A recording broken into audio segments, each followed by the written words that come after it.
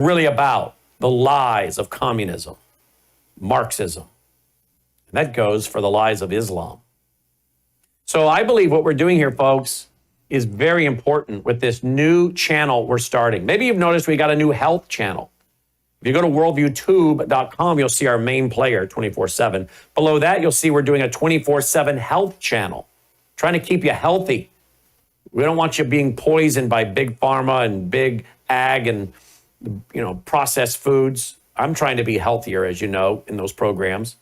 So we've got a 24-hour, 7-day-a-week health channel now with all these great interviews we've done with medical doctors and functional medicine doctors and nutritionists. But now the third channel we're starting is a history channel.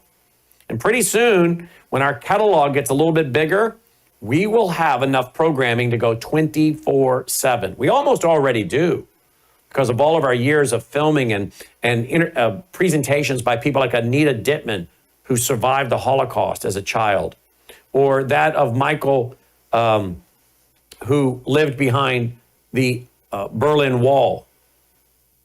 We have so many keynote presentations that are historical in their own nature. So when we add to it going out into the field, filming and bringing you these documentaries, pretty soon we'll have enough to bring you a 24/7 history channel. We're going to be going back to Washington in the middle of September and filming on more historical sites, as well as reporting from the White House to Capitol Hill. But we'll be going with Bill Federer. We've already blocked out a week with Bill Federer. We'll pay for his travel, his lodging. We'll give him an honorarium for his time, because this guy's a walking encyclopedia that can tell us a lot as we go to the church where in Richmond, Virginia, where Patrick Henry gave his famous speech. So many places we're going and filming to turn into 1 hour and sometimes 2 hour TV specials, history specials. So what you're about to see, folks, is promise made, promise kept. We said, hey, if you'll support us, we will go to DC, do some reporting on Capitol Hill from the White House, and then we'll go to a ton of historical sites and start producing historical documentaries for you, TV specials. Tonight's the first one. So if you appreciate this big project of ours, will you help us have the budget to pay people like Bill Federer to travel with us for a week this middle of September, to cover the transportation cost? We have to take a big van, all the media equipment, camera guys. We have to have a driver. We have to have a driver because a lot of times we're being dropped off and we got to hustle. There's very big problems of parking in DC. So you really got to bring a driver with you, or hire a driver once you get there, as we did this last time, who knows the town by the back of their hand and can drop us off, go somewhere far away and park, and then come back and pick us up when we're ready, so we can just save so much time because we're there for a limited time and we got to get back here. So if we need the budgets to do and bring you this free content, because it's not free to us to stream it, and it's not free to us to produce it and to travel there. So if you'll support us through our foundation, we can do so much. So before we get going tonight, 2 ways you can support us. 1, worldviewfoundation.com, worldviewfoundation.com. You'll also find our mailing address there. Now, the other way, of course, is to go here, worldviewtube.com/sponsors, worldviewtube.com/sponsors. I want to get to the special tonight, so I'm not going to take long on this. You know the products. They're great products. Bella Grace, the elixir I take every day. Get a subscription of that. You know that I take the Swish for Life. That's got the glutathione to detox your cells. I take that every day. I swish with it. Get a subscription to that. And the third thing I take every day is my Gatatana, 1 scoop, equivalent of 90 billion plant cells. I also give half a scoop to Dolly, our studio dog, every day. Check out the water purifier so you can get the chemicals out of your water.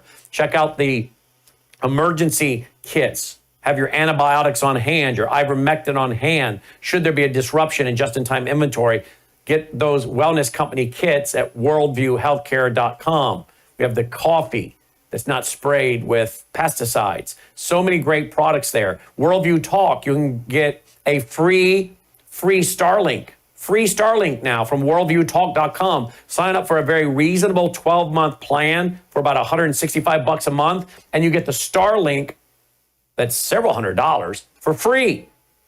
super high, fast 5G internet, portable too. So if you want to take it with you in your RV, take it to your cabin, travel, and have reliable internet, you can actually travel. We have one of the portable Starlinks. That's at worldviewtalk.com. So check out all these sponsors, folks, because again, you help make it all possible through our foundation or through supporting our sponsors. And they support us with a percentage of each purchase price. So when you do business with them, you're getting great products that we use and you're supporting us. All right?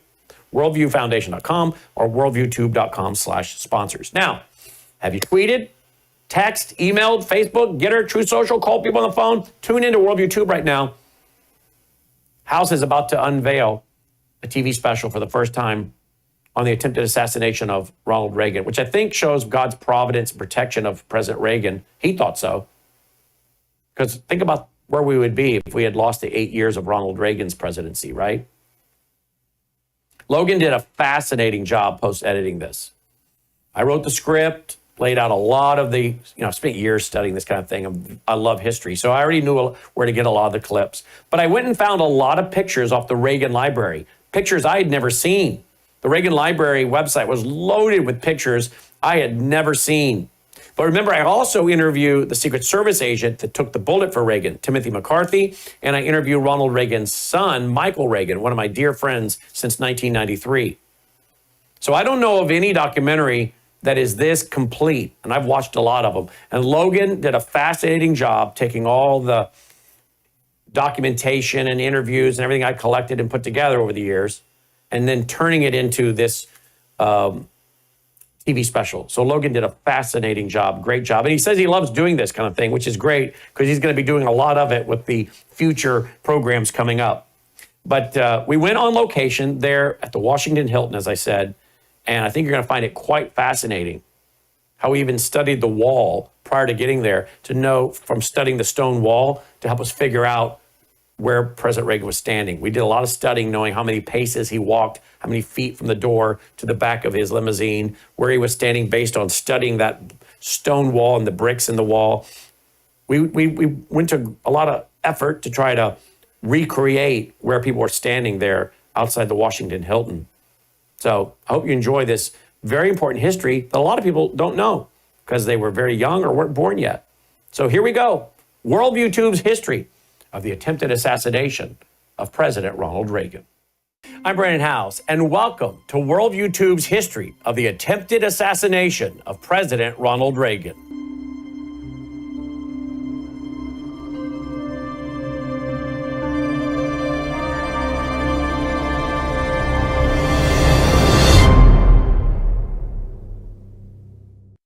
On March 21st, 1981, Reagan and his wife Nancy attended a fundraising event at Ford's Theater in Washington, D.C.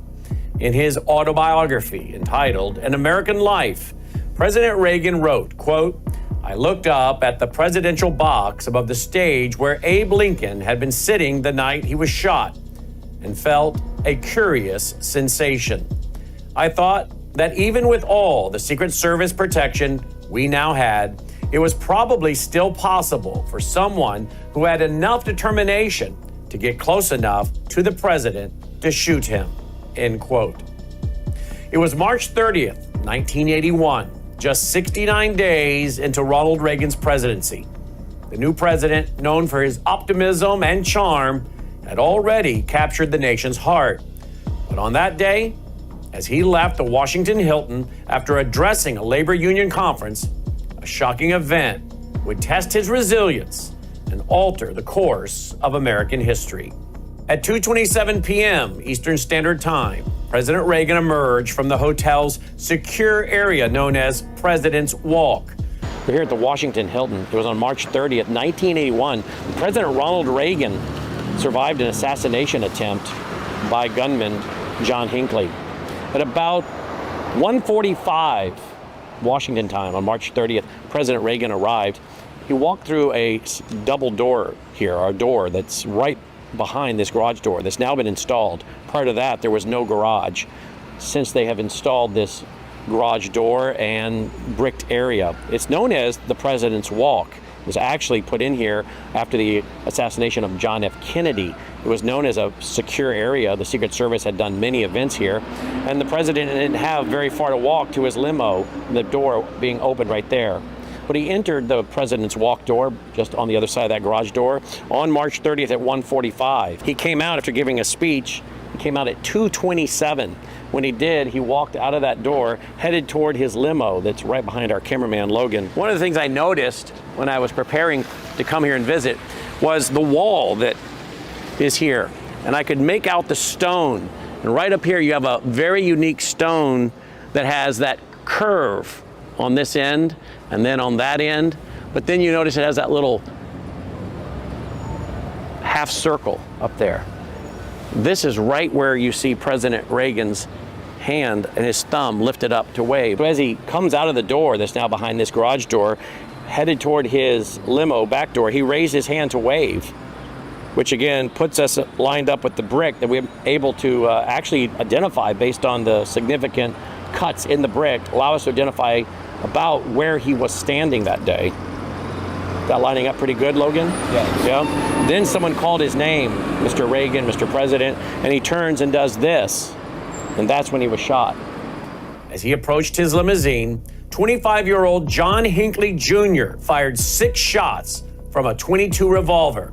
He fired them in under 2 seconds. More about John Warnock Hinckley Jr. The Secret Service keeps tabs on 400 individuals it considers the most likely political assassins, but Hinckley's name was not on that list or among 25,000 other names of less probable presidential assailants. So just who is John Hinckley Jr.? We have reports beginning with Charles Murphy. Highland Park is one of the richest suburban towns in America. John Hinckley and his family lived in a house that would sell today for around $300,000. Hinckley is barely remembered at Highland Park High School, where he graduated in 1973. His picture is in the yearbook, a neatly dressed young man, but teachers had trouble recalling anything about him. One classmate said he just sort of blended in. He was a kid who didn't really have a lot that made him stand out. No one from this period of his life could imagine him being accused of yesterday's crime. To think that I knew someone who had shot a president and that I had no idea that he'd be capable of such an outrageous act. When he left this neighborhood 8 years ago, he was, by all accounts, well-liked and seemingly normal. Then something went wrong. For the next few years, he would be an intermittent student at Texas Tech at Lubbock, an aimless, somewhat erratic student. The acquisition of guns started here, and on one of his last visits to Dallas last fall, he would buy 2 guns at Rocky's pawn shop, one of which the FBI says was used in the assassination attempt. Charles Murphy, ABC News, Dallas.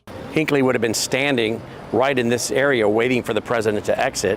According to the numerous reports we've read, and there have been a lot of people that have studied this, there's some excellent books out about it, Hinckley was only about 15 feet, completely unscreened, and about 15 feet from the president, up against or near this wall, which is why now they've put this barricade there to keep people back and away. So this is how close he was.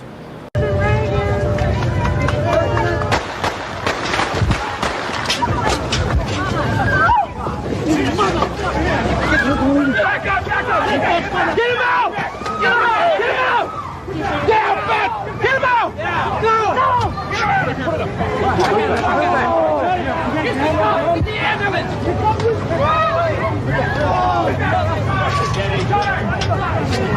All right, stay back! Get him back! Get the ambulance!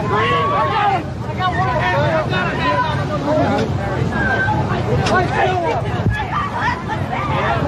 The nation holds its breath as the president's life hangs in the balance. The bullets, they struck 4 men. The first hit Press Secretary James Brady in the head, leaving him paralyzed. The second struck D.C. police officer Thomas Delante. He was hit in the neck. The third missed. And the fourth hit Secret Service agent Timothy McCarthy in the chest as he shielded President Reagan. Timothy J. McCarthy, welcome to the Michael Reagan Show. Oh, thanks, Brannon. Nice talking to you today. Thank you for being with us, and I know our audience appreciates it as well. And we saw the images over and over again of that assassination attempt, which happened in a matter of seconds going down, and watching your bold and brave actions, I'm sure it was just a matter of natural instinct. That's the way you were trained. But give us your remembrance of that day and the events before, during, and after. Well, there are no normal days when you're assigned to the President of the United States, but it was a day we were going to the Washington Hilton Hotel, and I arrived at the White House working a day shift around 6 o'clock in the morning for the normal briefings, and we were briefed up on the trip to the Washington Hilton. Special Agent Bill Green did the advance there. Everything seemed normal. He had about a week to do the advance, which was pretty normal, working with local police and all the other federal agencies to set up the security. There was no unusual intelligence on that date, certainly not anything about John Hinckley. We went to the Washington Hilton Hotel. The president gave his speech. In the briefing, they said, as we know, he was only president for about 60 days at that time, and he was still putting his government together, his cabinet and others. So they advised that we wouldn't be doing any rope lines, no handshaking. It was right back to the White House. So we're just about back to the armored limousine and preparing to leave to go back to the White House. But you never know. President Reagan, being the type of person he was, he loved to shake hands. If someone said, "Mr. President," he was going to go over there and shake hands and say hello to him. So you have to be watched very carefully. And so I was watching the president and watching the crowd, and everyone was saying, "Mr. President." And just I turned to see the president over my right shoulder. I looked back to the crowd, and John Hinckley was to my left and pushed himself forward and fired 6 rounds in about 1.5 seconds. And, of course, hit Tom Delahanty, Jim Brady, myself. The next round hit the armored window of the armored limousine. The round after that, miraculously, ricocheted off the car and hit the president under the left armpit as Jerry Parr and Ray Shattuck were pushing him into the car.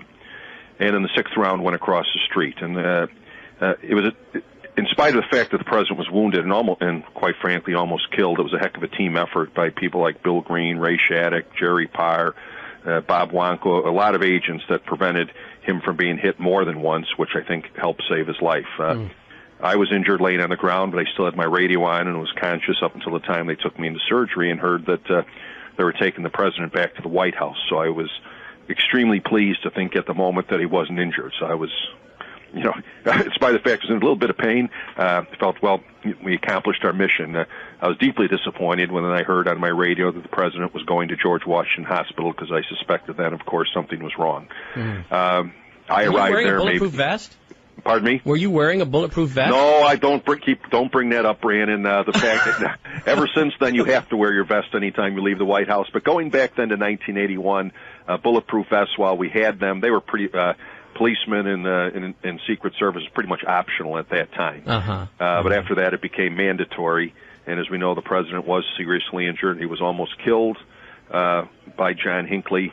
But he was a big, strong guy, and he recovered well, and fortunately served out his presidency. And when the shot started, you as we watched the footage of that day, you begin to back up toward the president to give cover. I mean, was this a conscious movement on your part, or was this just training? Well, that's right, Brannon. It was training. We simulate those things in the Secret Service constantly. Videotape it, attack someone who is designated as the president. There's several theories that are used. The arm's reach theory, if the attacker is that close, or to cover and evacuate, which is normally the case. And my job was to cover the president as best I could. Ray Shattuck and Jerry Parr quickly pushed him into the car. Other agents were going at Hinckley at that moment.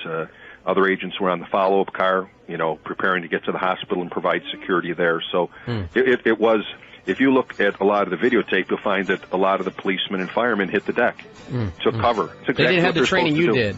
Exactly what they were supposed to do. Our training was quite different. To cover, make ourselves as big as we could, and evacuate the president. Hold right there. We come back from the break. I want to hear the rest of the story and what you and President Reagan had to say to each other afterwards. You're listening to The Michael Reagan Show. My guest is former Secret Service agent Timothy J. McCarthy.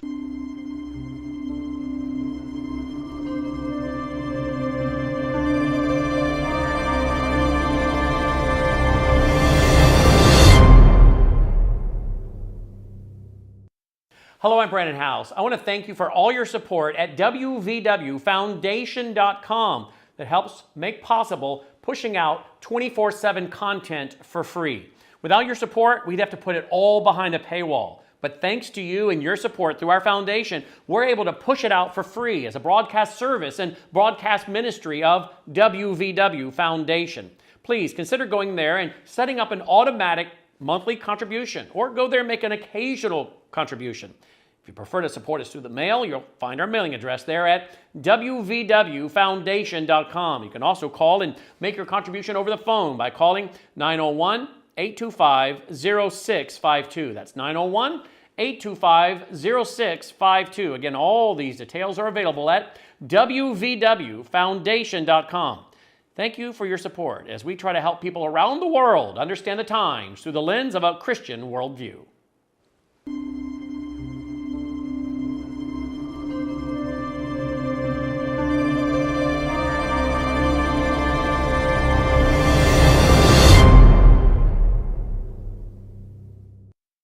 And now, substitute teaching for Michael Reagan, education czar, Brannon Howse. Visiting right now with Timothy J. McCarthy, Secret Service agent who stepped in front of the bullet and took it for President Reagan in 1981.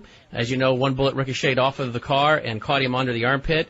And it was very serious, one of these exploding bullets. We're visiting with him. He's joining us here on the Michael Reagan Show. A little bit later, we'll be joined by Ed Meese. Mr. McCarthy, let's pick up. You heard that the president was being rushed off to the hospital as you yourself kept your earpiece in, wanting to hear what was going on, even though you laid there with a bullet wound to the stomach. They took you to the hospital. They took the president to the hospital. Pick it up from there. Well, actually, I was shot in the chest, Brannon. Oh, were you? I know the film shows that I grasped my abdomen. Yeah, why is that?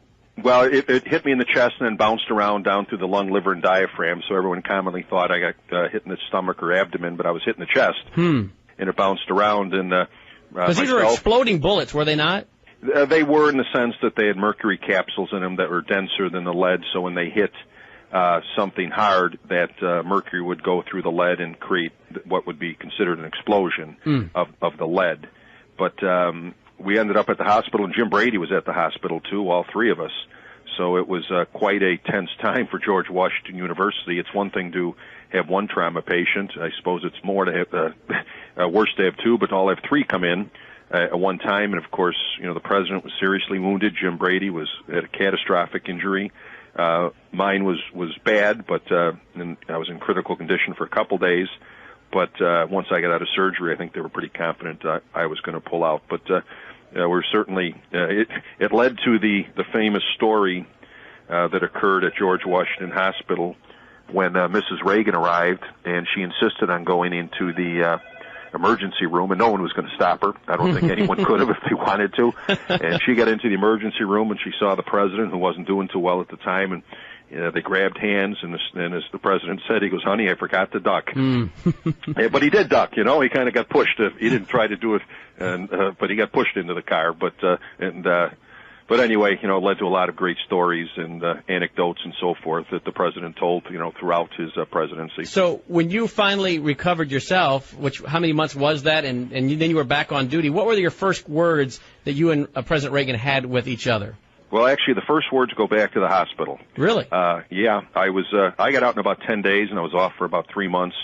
And my wife and 2 children at that time came up to the hospital to pick me up to take me home. And I got a message from the president's staff. The president and Mrs. Reagan wanted to see me before I went home.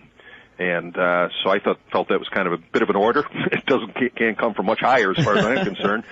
So my wife and 2 kids and I went down to see the president and Mrs. Reagan, and he was looking pretty good, but he was also still connected to a lot of those medical machines and so forth. And my 2 kids were 2 and 4 at the time, so my wife, being the doting mother, so to speak, was keeping an eye on the kids because they were doing what kids do at age 2 and 4, and they're around the president of the United States, who's hooked up to a few machines still, though recovering rapidly. And so we had a very nice visit. My wife was getting nervous, you know, when seeing the kids. They might pull a tube out here or there and not understand it. So we had a very nice visit. Mrs. Reagan was gracious as she always was, and as was the president. We were about to walk out the door, Brannon, to leave, and he said, "Tim, hold on, listen. It was McCarthy, Reagan, Delahanty, Brady. What the hell did this guy have against the Irish?" I'll tell you had to admire the man that could take something as serious as this. It was it could have changed the presidency. It could have changed the history of this country. And he had already put it in that perspective. When people say that, people wrote his remarks, he was one of the most spontaneous, funny, witty people I've ever run into. Few people know how many of his speeches that he wrote himself and so forth. And God, it made me.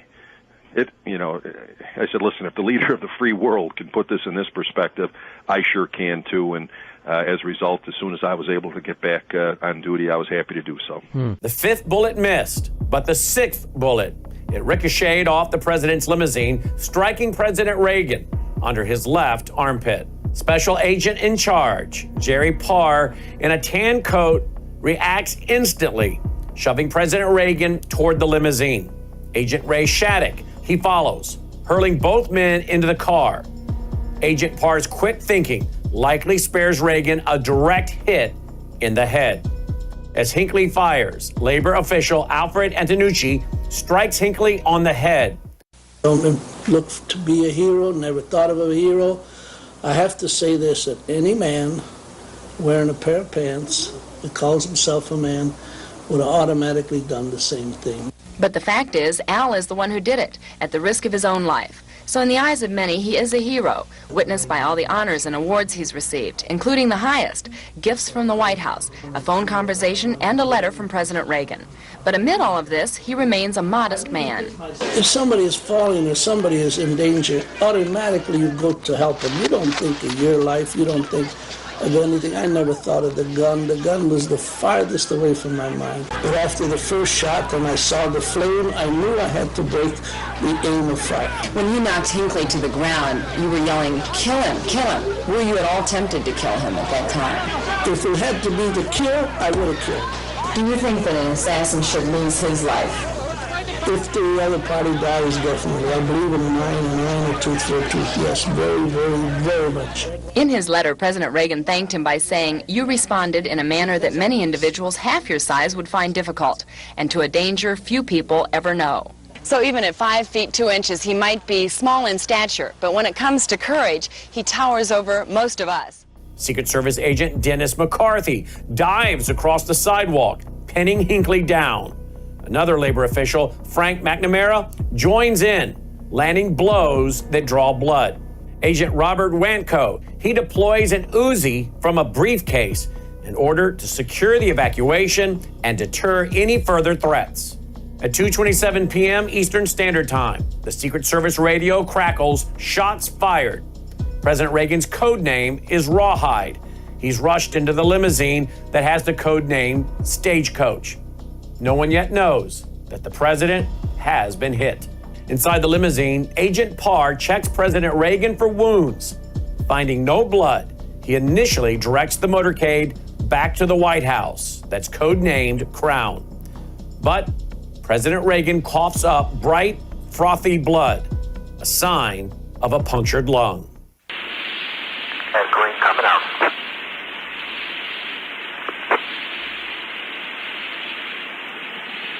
Horsepower, Shattuck. Advise one had shots fired. Shots fired. There are some injuries. Way one on. Horse, Shattuck.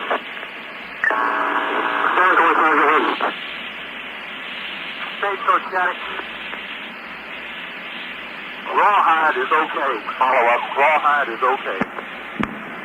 Half back, Roger. You want to go to the hospital or back to the White House? We're going to Crown. Okay. Back to the White House. Back to the White House. Rawhide is okay. Roger, we want to go to the emergency room of George Washington. That's the Roger. Go to George Washington fast. Roger, Sergeant, down quick. Get an ambulance. Get the stretcher.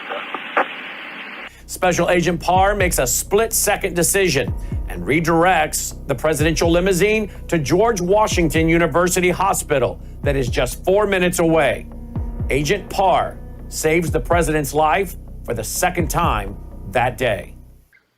My dad did a movie called Code of the Secret Service. He thought it was the worst movie ever made. And he hated it so much, he swore Maureen and I to secrecy. And if we ever went to see the movie, he would write us out of his will. That's how much he hated the movie. Now, think about this. There was a small little boy named Jerry Parr, whose father took him to see, as a little boy, the movie Code of the Secret Service. And based on that movie that little tiny Jerry Parr saw as a child, he decided to become a Secret Service agent, and ends up being the Secret Service agent in charge of the detail who put my dad in the back of the limo that day and only saved his life by taking him to the hospital. Mr. President, I wonder if you'd tell us about the day when you were shot at the Hilton Hotel. Well, I think the most unique thing about that was that I heard what I thought was firecrackers, and the next thing I knew, a Secret Service man standing behind me literally picked me up and threw me head first and dived me into the car, the door waiting there. And I got in the car, and he got in behind me, and the door was closed, and we started away, and suddenly I felt the most awful pain that you could imagine.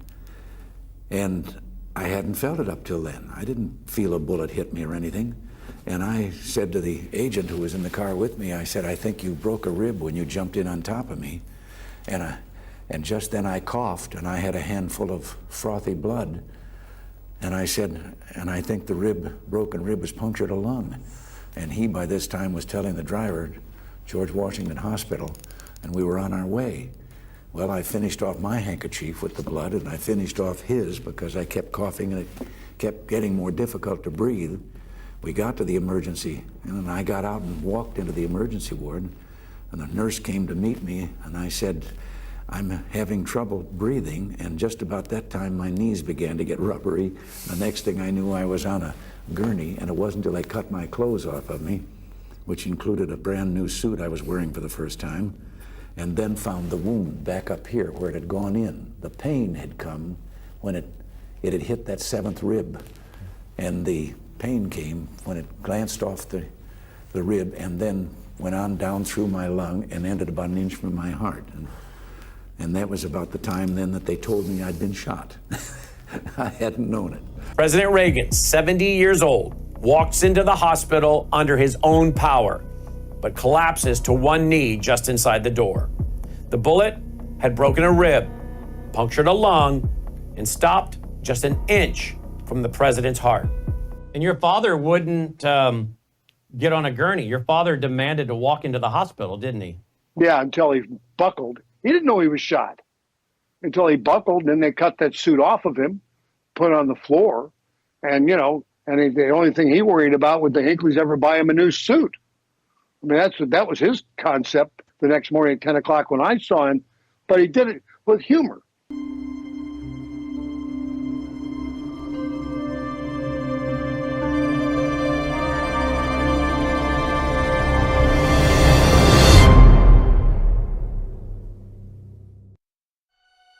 True beauty isn't applied. It's nourished from within. Bella Grace Elixir, a luxurious, scientifically crafted blend designed to restore radiance, vitality, and strength at a cellular level. At the heart of Bella Grace Elixir lies cat's claw, a powerful herb from the Amazon known for its ability to control inflammation and protect collagen. With Verisol collagen peptides, it goes beyond the surface, stimulating your body's natural collagen production to reduce fine lines, improve skin elasticity, and promote real, visible change. Bella Grace Elixir doesn't stop at collagen.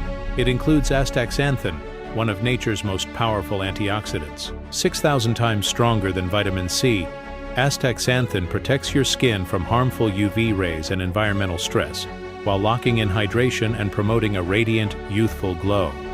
Experience the power of nature with Bella Grace Elixir at melissahousebg.com. Discover the science behind Bella Grace Elixir at melissahousebg.com. Read powerful testimonials from doctors and real customers who've experienced life-changing results, and explore other wellness products from Bella Grace. Bella Grace Elixir is more than just a product. It's a solution. Visit melissahousebg.com today.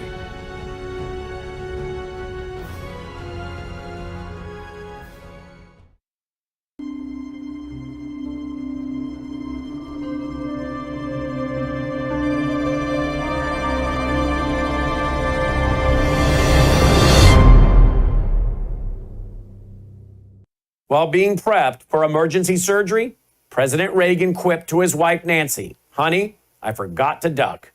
And to his surgeons, he says, "Please tell me you're all Republicans."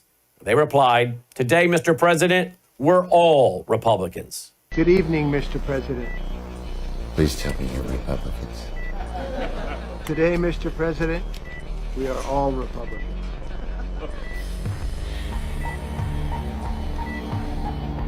The trauma team was led by Dr. Joseph Giordano. They find a small gunshot wound under President Reagan's left arm. The bullet had grazed a rib, lodged in his lung, and stopped less than an inch from his heart. President Reagan had lost over half his blood volume. The 105-minute thoracotomy removes the bullet, and Reagan's life is saved. With Vice President George H.W. Bush in Texas, confusion gripped the White House. Secretary of State Alexander Haig declared, quote, "I am in control here," end quote. Ladies and gentlemen, I just wanted to touch upon a few matters associated with today's tragedy. First, as you know, we're in close touch with the Vice President, who is returning to Washington. We have in the Situation Room all of the officials of the Cabinet who should be here and ready at this time. We have informed our friends abroad of the situation, the President's condition as we know it, stable, now undergoing surgery, and there are absolutely no alert measures that are necessary at this time or contemplated.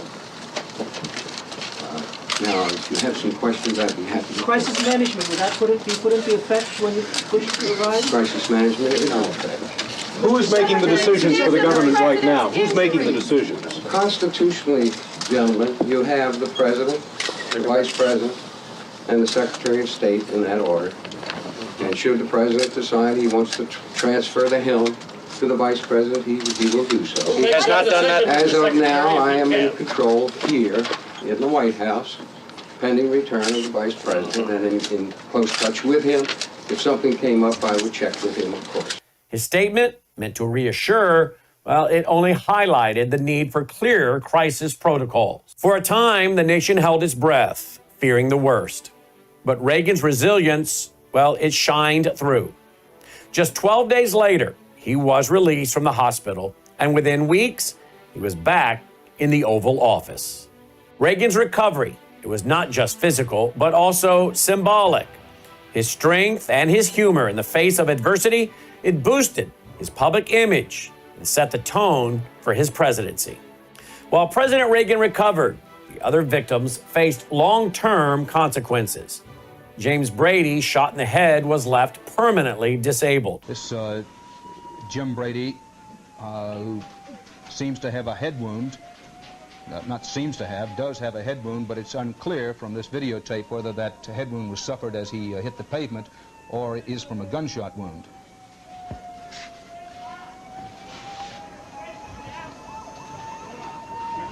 President Reagan has kept you on as press secretary, a measure of great respect, hasn't it been? Yes. Are you enjoying that function? And I try to do my best at it. I bet you do, Jim. You're in the office, what, every Friday? Well, I'm in at least 2 days a week. That's great. But I don't tell the cats what 2 days I'm coming in. You're going to check. Because they say when the cat's away, the mice will play. Okay. The cat just shows up. Well, that's good. The bear shows up. Aren't you the bear? I am the bear. You are the bear. Jim, it's been a long recovery, hasn't it? It's still going on. Yeah, you work hard at it? Yeah. The physical terrorists are on me all the time. Yeah, I'll bet. What do you remember? What's your first... You never lost consciousness on the way to the hospital. But what's your first memory after the surgery? What do you remember when you came out of it and Sarah was there and people were there? That I was alive. Yeah. Do you have any bitterness? Oh, that's primarily a negative thing to do, and I try not to do that. I can work up a good head of steam on that boy that's over at St. Eve's, just like that. On John Hinckley Jr. But it's negative. It's not going to go anywhere. So why just get angry over it? Secret Service agent Timothy McCarthy shot in the chest. He made a full recovery, while police officer Thomas Delante suffered permanent nerve damage and was forced to retire. The assassination attempt, well, it reshaped presidential security. Crowds were pushed back even further. Scanners increased, and secure tents were used at entry points. Communication between the White House and Secret Service, it was strengthened. John Hinckley, the would-be assassin, was charged with 13 counts, including attempted assassination. His trial became a landmark case in the U.S. legal history. Found not guilty by reason of insanity, he was institutionalized at St. Elizabeth's Hospital. He resided there for over 3 decades before being released in 2016 under strict conditions.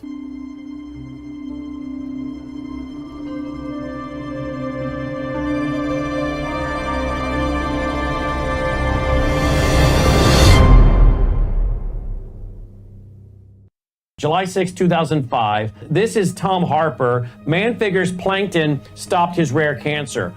We got more of a response from our viewers than anything else you and I have ever discussed. Tom Harper, 20 years ago, he had mesothelioma, deadly lung cancer, was given weeks to live, and he just intuitively started to eat the phytoplankton out of his fish tanks because he fed the phytoplankton to his shellfish. He was a shellfish farmer. And when he went in for the surgery, the surgeon came out of the operating room and told his family, I have not ever seen anything like it. The cancer is benign, and Tom Harper lived for years. He retired in Hawaii. We're not making any claim. Here he is in his own words. Started on a daily routine of just taking a bit of paste, putting it in my mouth, and wash it down with a drink of water.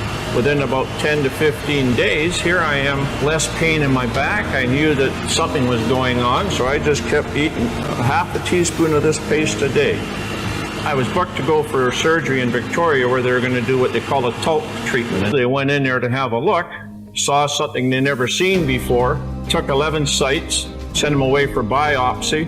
I got the news back. Everything was benign. They just did not know what to make of it. Everything was absolutely clean. And I've tried dieting all my life because I'm a diabetic. If it's a coincidence or not, I don't know. My blood sugar started dropping.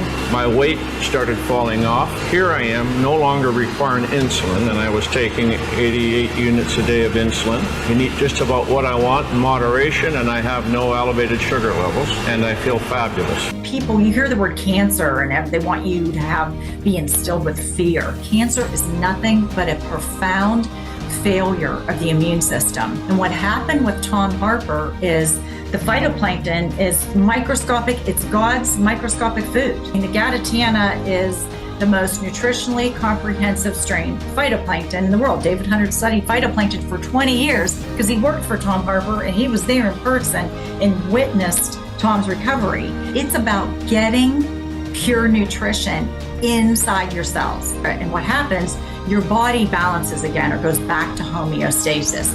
And when your body is pH balanced or in homeostasis, disease can't grow. It is literally microscopic, pure single cell plant food with protein and omega-3 fatty acids, omega-6 fatty acids, with amino acids and vitamins and minerals. 1 scoop a day. There's 90 billion plant cells in here just for everyday nutrition and energy and, cognitive support, because this is God's pure nutrition. Go to melissahousegpa.com today. Discover the science and learn more about the wonderful benefits of Gadatana phytoplankton. That's melissahousegpa.com. melissahousegpa.com.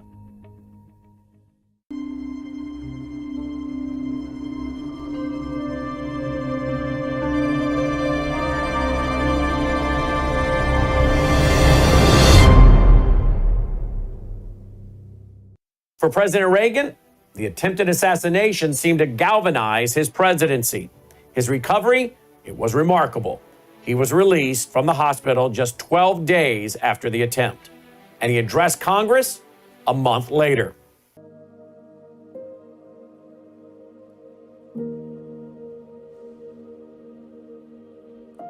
Mr. Speaker, the President of the United States.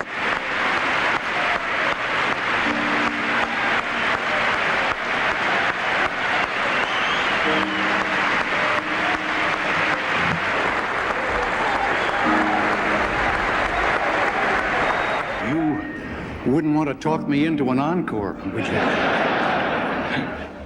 Mr. Speaker, Mr. President, distinguished members of the Congress, honored guests, and fellow citizens, I have no words to express my appreciation for that greeting.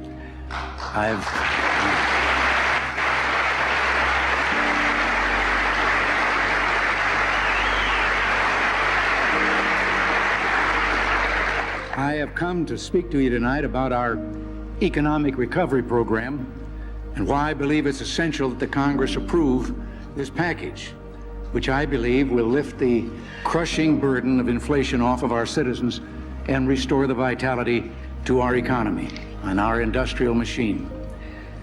First, however, and due to events of the past few weeks, will you permit me to digress for a moment from the all-important subject of why we must bring government spending under control and reduce tax rates? I'd like to say a few words directly to all of you and to those who are watching and listening tonight, because this is the only way I know to express to all of you on behalf of Nancy and myself our appreciation for your messages, your flowers, and most of all, your prayers, not only for me, but for those others who fell beside me. The warmth of your words, the expression of friendship, and yes, love, meant more to us than you can ever know. You have given us a memory that we'll treasure forever. And you have provided an answer to those few voices that were raised saying that what happened was evidence that ours is a sick society. The society we heard from is made up of millions of compassionate Americans and their children from college age to kindergarten. As a matter of fact, as evidence of that, I have a letter with me.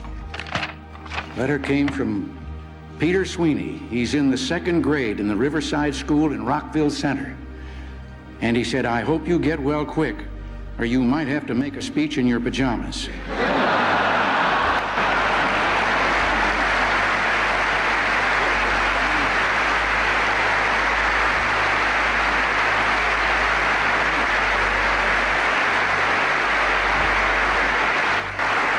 And he added a postscript. P.S. If you have to make a speech in your pajamas, I warned you.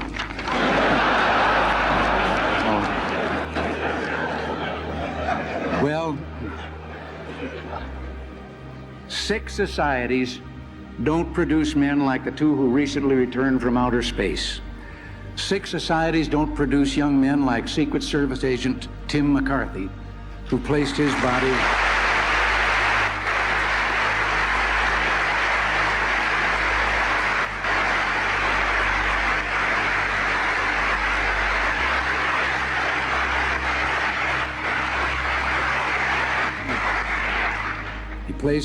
between mine and the man with the gun simply because he felt that's what his duty called for him to do.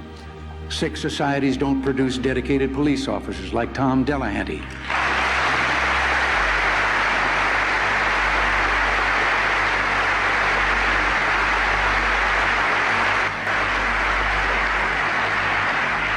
Or able and devoted public servants like Jim Brady.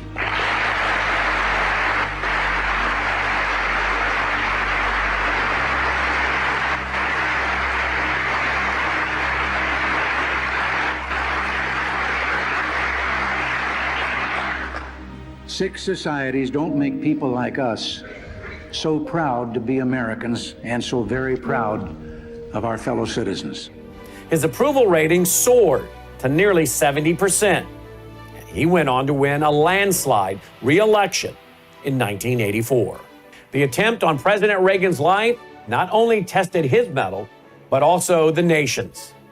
His graceful handling of the crisis, it reinforced his image as a strong, compassionate leader, shaping the rest of his presidency.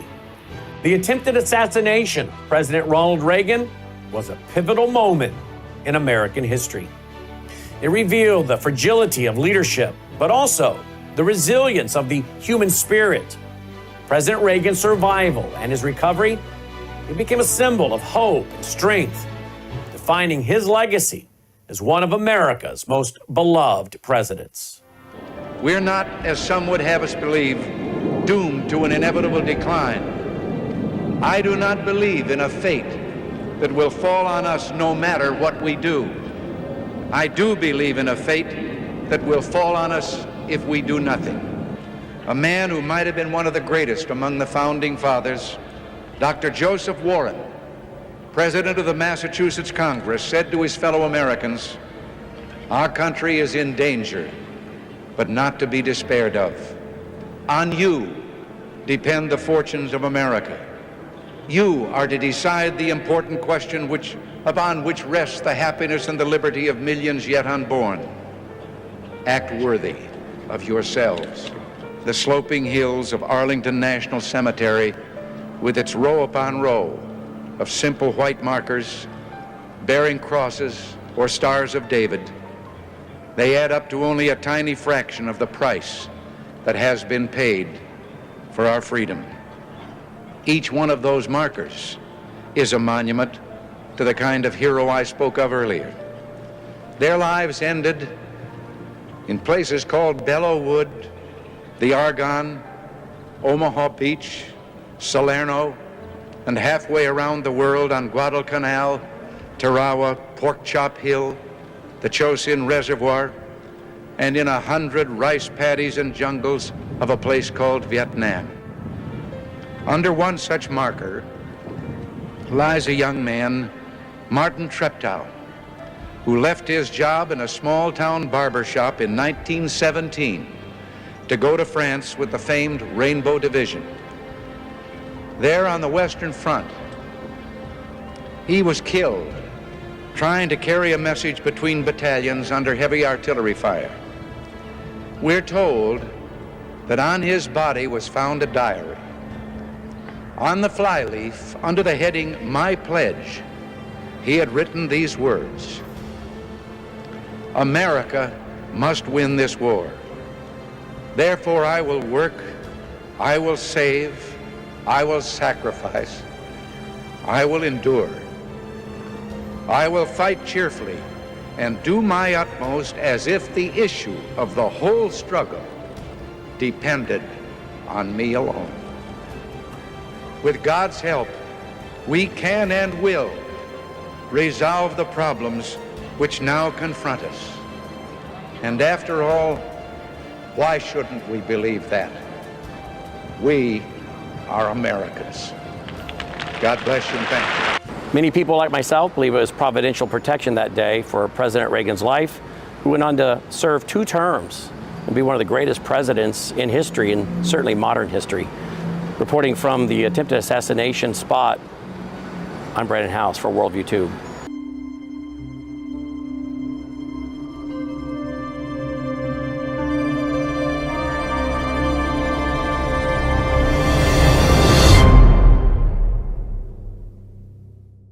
All right, folks, hope you enjoyed that. We enjoyed putting it together, and we got a lot more to go, folks. Over the next coming weeks, we'll be releasing to you a lot more great programs like that. We'd love to hear your feedback. What'd you think of that? You can email me. I'll share it with Logan as well. Brannon, B-R-A, maybe you want to put that on the lower third there.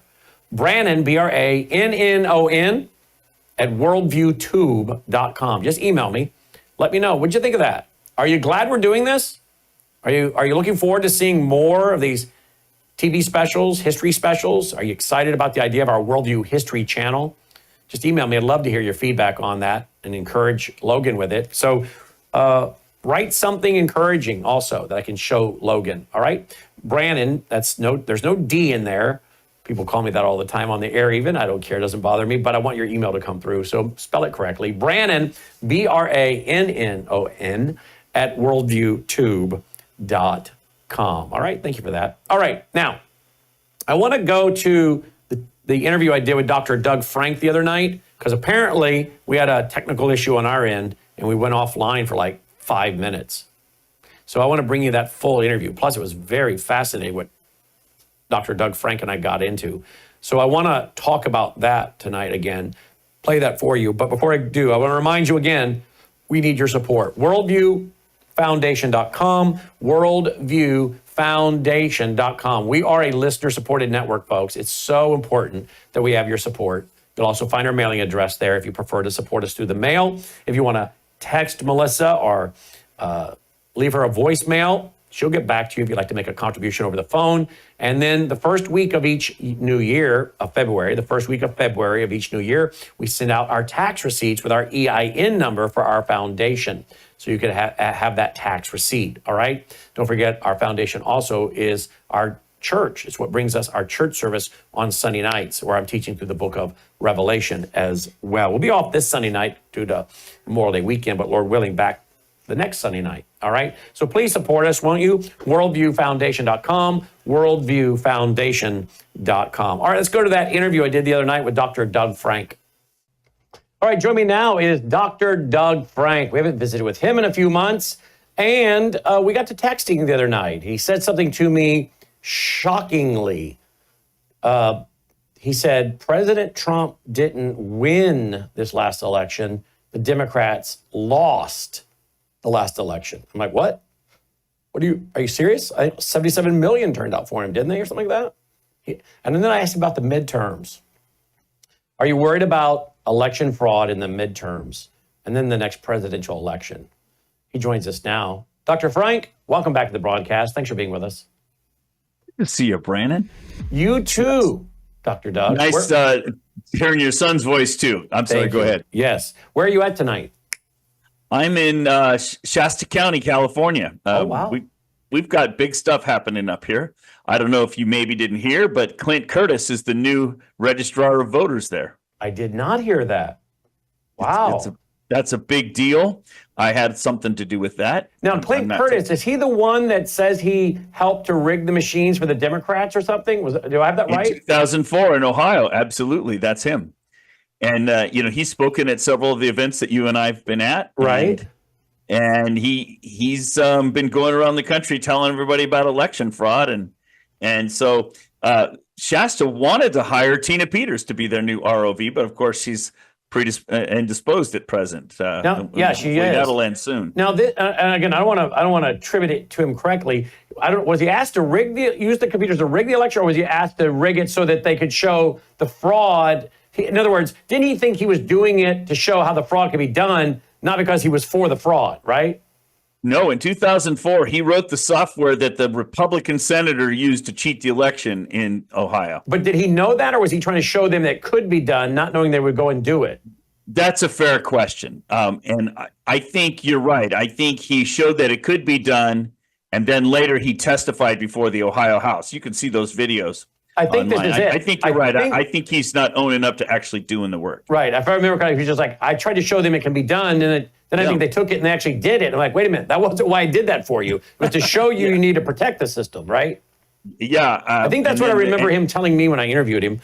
I think you're right. I think you're right. Yes. Here's the video I think you're referring to, by the way.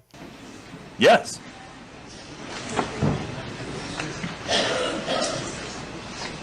Mr. Curtis, would you please state your full name for the record? My name is Clinton Eugene Curtis. And where do you reside? Tallahassee, Florida. And what is your profession? I'm a computer programmer. Would you please speak into the microphone so the audience can hear your testimony? I'm a computer programmer.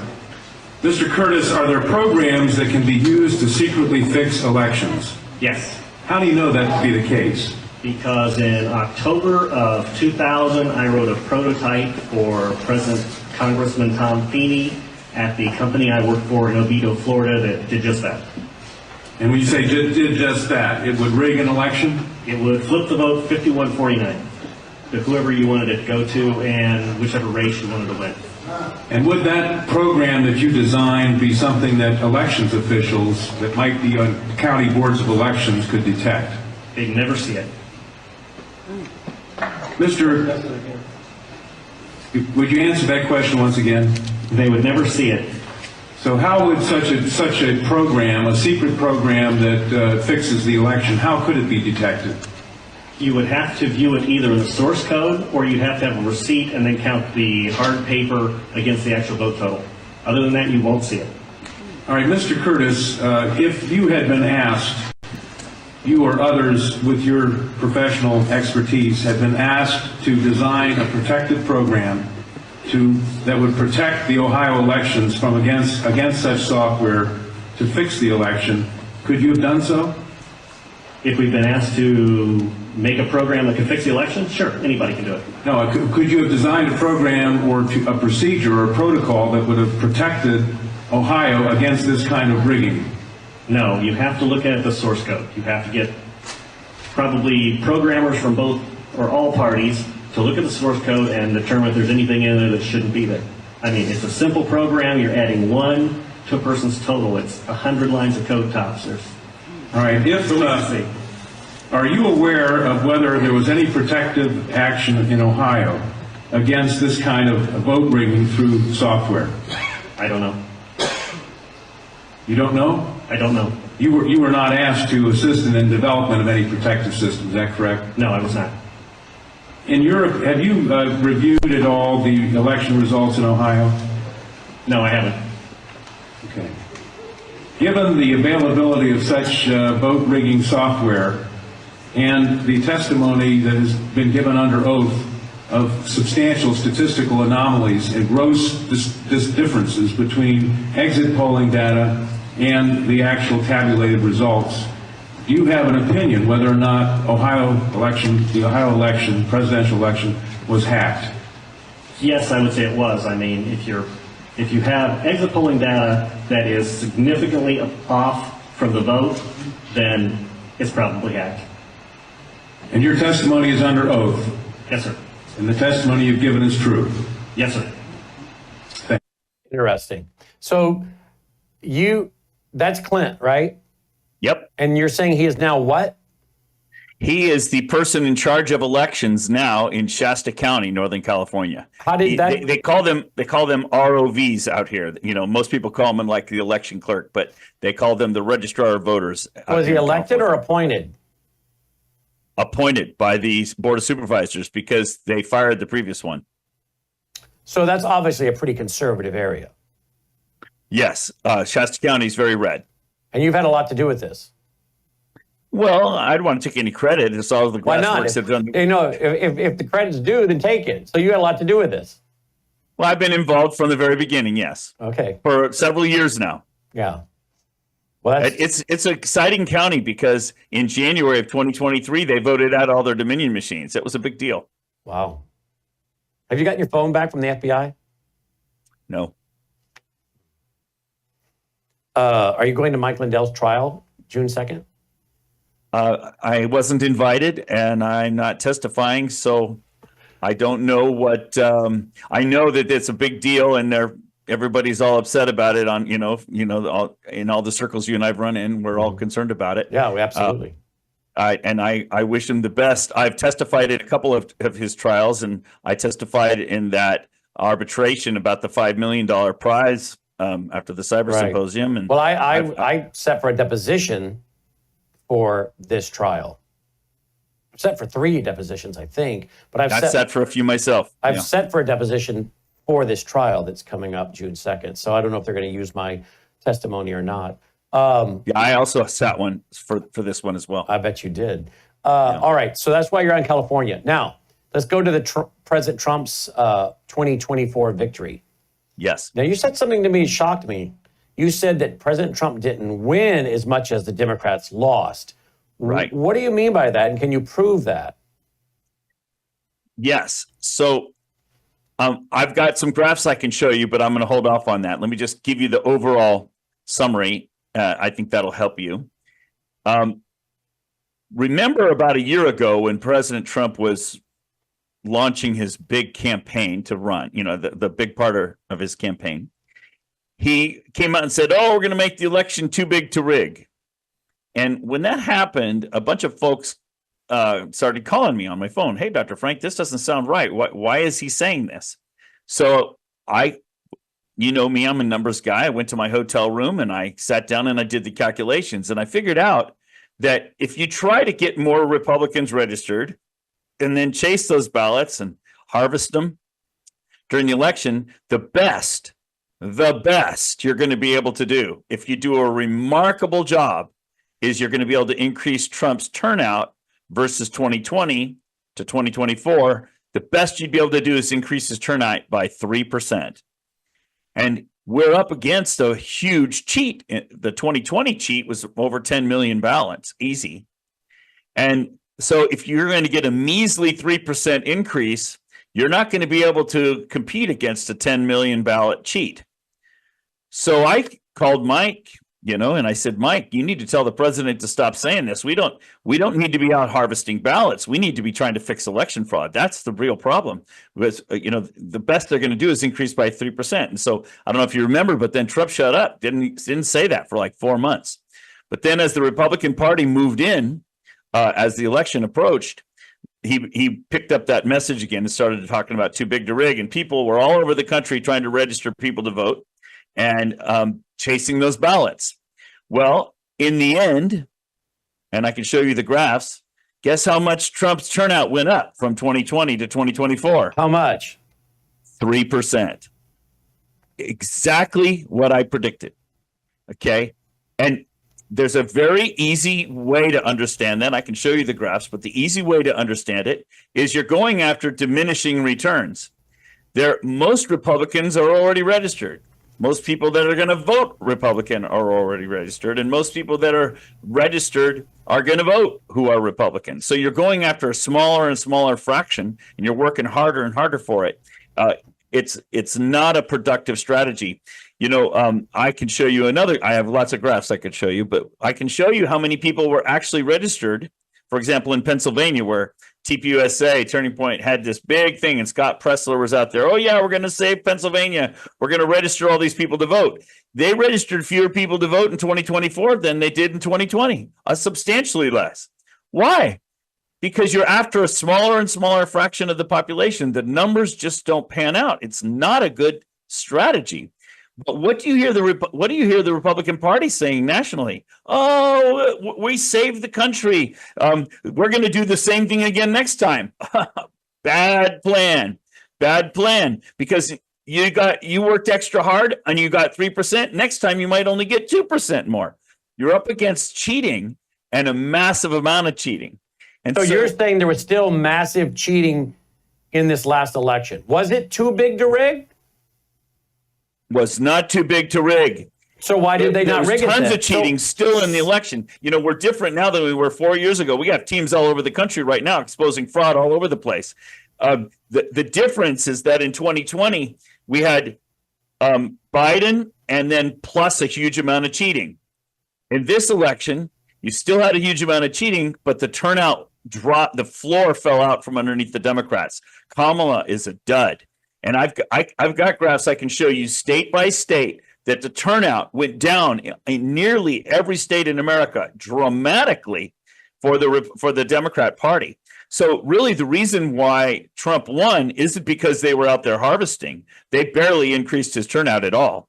What happened is the bottom fell out from underneath the Democrats. It's a huge loss. I mean, in California alone, Kamala lost 3.5 million ballots compared to Biden in 2020. And, she dropped all over the country. It's shocking. So you're saying if they put up a halfway decent candidate in 3 years, then then you add the cheating, they win the White House. Then it's over. And that's and I can show you, and I've got long explanations of this on my YouTube channel, where I show all the graphs and show you the drop in every state and do a comparison. And I can show you the trend is really, really bad across the nation. The only reason Trump won is because he was able to hold his own. MAGA is awake across the country, and then he was able to hold that and maybe increase just a little bit. But the real reason why he survived was because the Democrats put up a dud. Does he know I that? think it was Does a miracle. in his heart of hearts, does he know this? I haven't told him face to face, but I've been telling everybody around the country. And Do the people around him? Do the people around him in the RNC know this, and are they preparing accordingly for the next race? No, they're not. The Republican Party is not our friend, and I think you knew that. It's the Uniparty, right? They across the country, they're more interested in influence and power than they are in winning elections, as is clearly shown even in the 2024 election. Look at all the down ballot losses all across the country.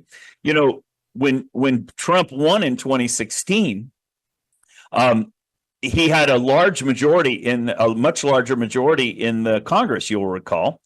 This time around, he barely eked out a small majority, and history teaches us that whoever wins the presidential, the other party wins the midterms. And I've shown graphs showing the trends heading into the midterms. We're in serious trouble. I think we're going to lose the midterms. And if the Congress goes Democratic in the midterms, you know what the first thing they're going to do? Impeach Trump. Impeach him. Trump. So we've got a very small window here to fix it. And the GOP is out there trumpeting, yeah, we saved the country. You know, we need to do the same thing again. Let's go out and harvest ballots. Fat chance, buddy. You're after. Explain to those who maybe don't know what harvesting ballots means. So the whole strategy was to make it too big to rig. They were going to go out and register people that are not registered to vote already, and then encourage them to order absentee ballots and then go knock on their door and collect them. A lot of states that's called harvesting. In a lot of states that's legal, and California is an example of that. It's legal or illegal? Legal. It is okay. In a lot of the states. A lot of states, it is legal to do that. Some states, it's illegal. And in the states where it's illegal to go collect the ballots, then in those states, what you do is you go knock on the door and say, hey, order your absentee ballot, and I'm going to come nag you to turn it in afterwards. And now in Pennsylvania, most people don't know this because TPUSA is out there bragging how they rescued Pennsylvania, which they didn't. Pennsylvania just went up a tiny bit. If Trump's turnout went up a tiny bit, what happened is the Democrats didn't turn out. The Democrats fell a lot compared to the tiny increase, and still Pennsylvania was barely eked out, just barely eked out. So what really happened in Pennsylvania is Elon Musk lived out there for a month, hired buses to actually bus the Amish people to the polls. You want to know what saved Pennsylvania? That's one thing that saved Pennsylvania. Another thing that saved Pennsylvania is some of the counties, for example, Montgomery County, they did a remarkable job policing every part of the election. They had volunteers basically scrutinizing every single detail. You might remember that in the 2020 election, Montgomery County is where there were 4 Supreme Court cases from. So those people there are awake and engaged. And that's really the solution to fixing our elections, is to get the local citizens engaged. Right now, everybody's kind of apathetic. Okay, so in the midterms, do they lose the House and the Senate, or one? Yep. You think they lose both? Yes, I think we're in serious trouble. Do you think? Okay, just so remind everybody, a president can be impeached in the House. They vote. They get. I think it's a 2/3 majority vote, right, to impeach. I'm not sure. I don't remember that. Look that up for me, Logan, will you? What percentage do you need in the House to impeach? And then if they get the votes for impeachment, then they go to the Senate for a trial. Yeah. And that's what happened to Bill Clinton, if you remember, right? Yeah. And he won the trial. The Monica Lewinsky thing, yeah. Right. He won the trial in the Senate. So he got impeached, but he wins the trial in the Senate. Do you think they impeach him and then go to trial in the Senate? I think the opposition to Trump is livid right now and very organized and very active. And they're going to, what did they do for for most of Trump's first term? They threw anything and everything at him to try to stop him from being successful. And are you kidding? Right now, that guy is in there, he's got his wrecking ball out. It's almost fun watching the news again these days to see the new executive orders that are coming out every week. Mm-hmm.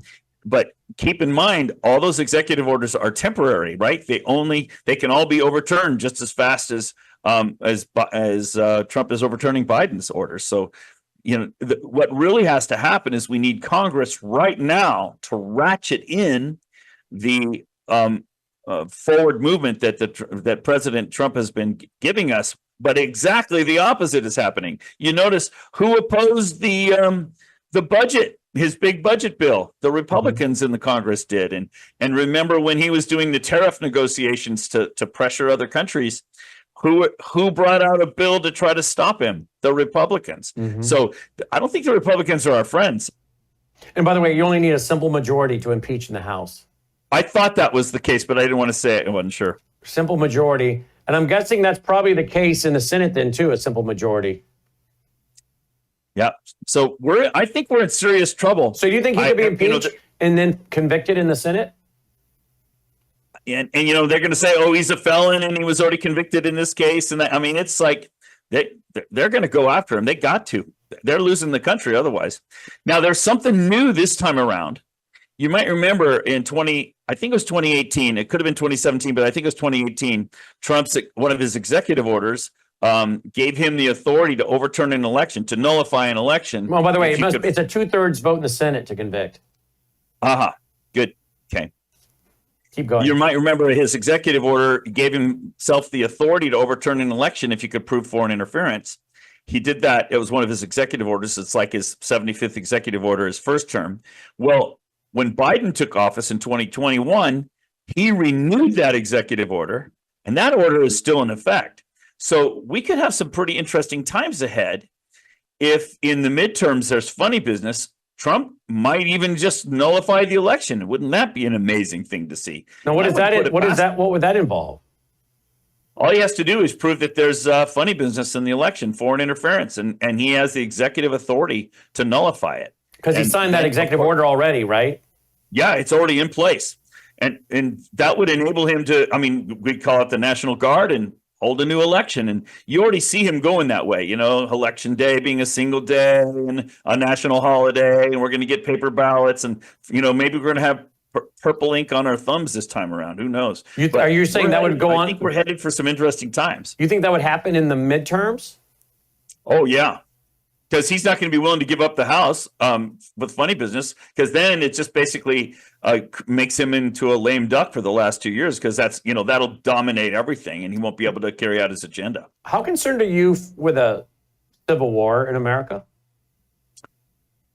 I think I've been telling people we either need to use our First Amendment rights now and fight the First Amendment war now, or we're going to be fighting the Second Amendment war. That's what I've been saying. And so, I am concerned. I'm very concerned. Do you have any polls that show, when you have Democrats talking about, eliminating the president, when you have Democrats talking about going after their people and putting them up against a wall, and all the rhetoric we've heard during his first term, and then when he's running, and then the two attempts on his life, and that seemed very funny, like there was inside help on that one, right? Those two. I would agree that looked very suspicious. And then the Comey doing what he did last week, others saying the things they're saying.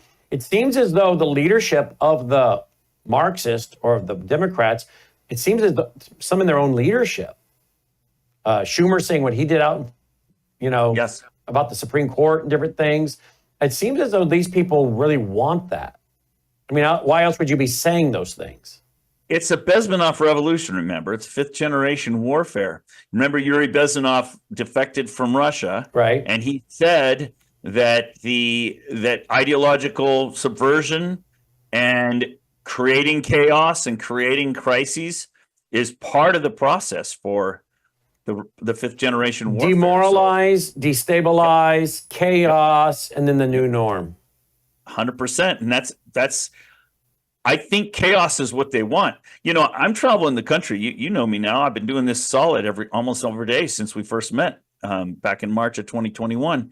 And I'm telling you, the country is not the country it used to be. I go to these cities like Portland or San Francisco. It's overrun with homeless people. There's crap on the streets. The economies are, this is deliberate. This is not an accident. So tell me more. Tell me more. This is a fascinating conversation. What else do I need to know? What else does our listening audience need to know? I think the solution to this problem was right out of Yuri Bezmenov's own mouth. He said, the way you fix ideological subversion, he says, is you return to religion. You teach patriotism. Yes, absolutely. He said that. And he said, teach patriotism. yes. And so what's encouraging to me is I see a political revival nationwide. You know, I've given almost 1,000 presentations now across the country, Brannon. I've got a PowerPoint for every one of them, so I can show what I'm doing, and 800 counties. And as I travel the country, I see a political revival happening and a spiritual revival happening. But I don't see the left backing down. I don't see the other side backing down. So what that means is it's going to come to a head. And there's like human nature here that's been a little frustrating for me. Before the election, I had people all over the country all engaged in election reform. Let's go, let's go, let's go. Well, now that Trump's winning, I walk into a state like Missouri and they say, what are you here for, Dr. Frank? Trump won, go away. He's going to fix the country. I'm like, no, you don't understand. You're the government. You got to start acting like the government. If you don't act like the government, Trump's not our savior. We, the people, are the government. America is an experiment in self-government. You have to engage. And if you expect anything that he does to be permanent without you ratcheting it in, I make the analogy. It's sort of like we're in World War II. He's bombing Berlin, which is great, gives us air cover, but we have to occupy Normandy. It takes ground troops. The people have to wake up and engage in order to hold on to any progress we've got coming right now. We're in trouble. Let's go back to midterms. Yeah. What is your polling, if you're doing any, or if you're reading Rasmussen, Mark Mitchell, any of these guys, what is your polling saying as far as the turnout? I know it's early, but the turnout for Republicans. In other words, will there be enough people turn out and enough demoralized Democrats that will be fine? Or are you sensing that the Republicans are becoming complacent and won't really take the midterms that seriously, and the Democrats are ticked off and are going to turn out in huge numbers? That would be very close to how I would describe it. I projected the trends in every state, and the trends are not towards the Republicans. We barely eked this out. I think God gave us a miracle by keeping Biden alive, so that the Democrats were totally, all they had left was a dud of a candidate. All they needed was a good candidate, and they would have carried the day. And who do you see that in 2028? Is that AOC? I mean, wow. I know that makes you laugh, but that's what people are saying. They kind of see her as the defunct leader of the Democrat Party right now. Well, the party, I agree. The party has gone so hard to the left. She might be the de facto leader, but really, I think it's not her. I think it's been Obama the whole time. I don't think he's passive. I think he's behind the scenes. Right, but who's going to be the candidate they put up forward? Who's going to be the face? Oh boy, I don't know if I'm the right guy to ask, but maybe Newsom. I don't know. Somebody from one of the big states, one of the big people. It's probably going to be Newsom, I'm guessing.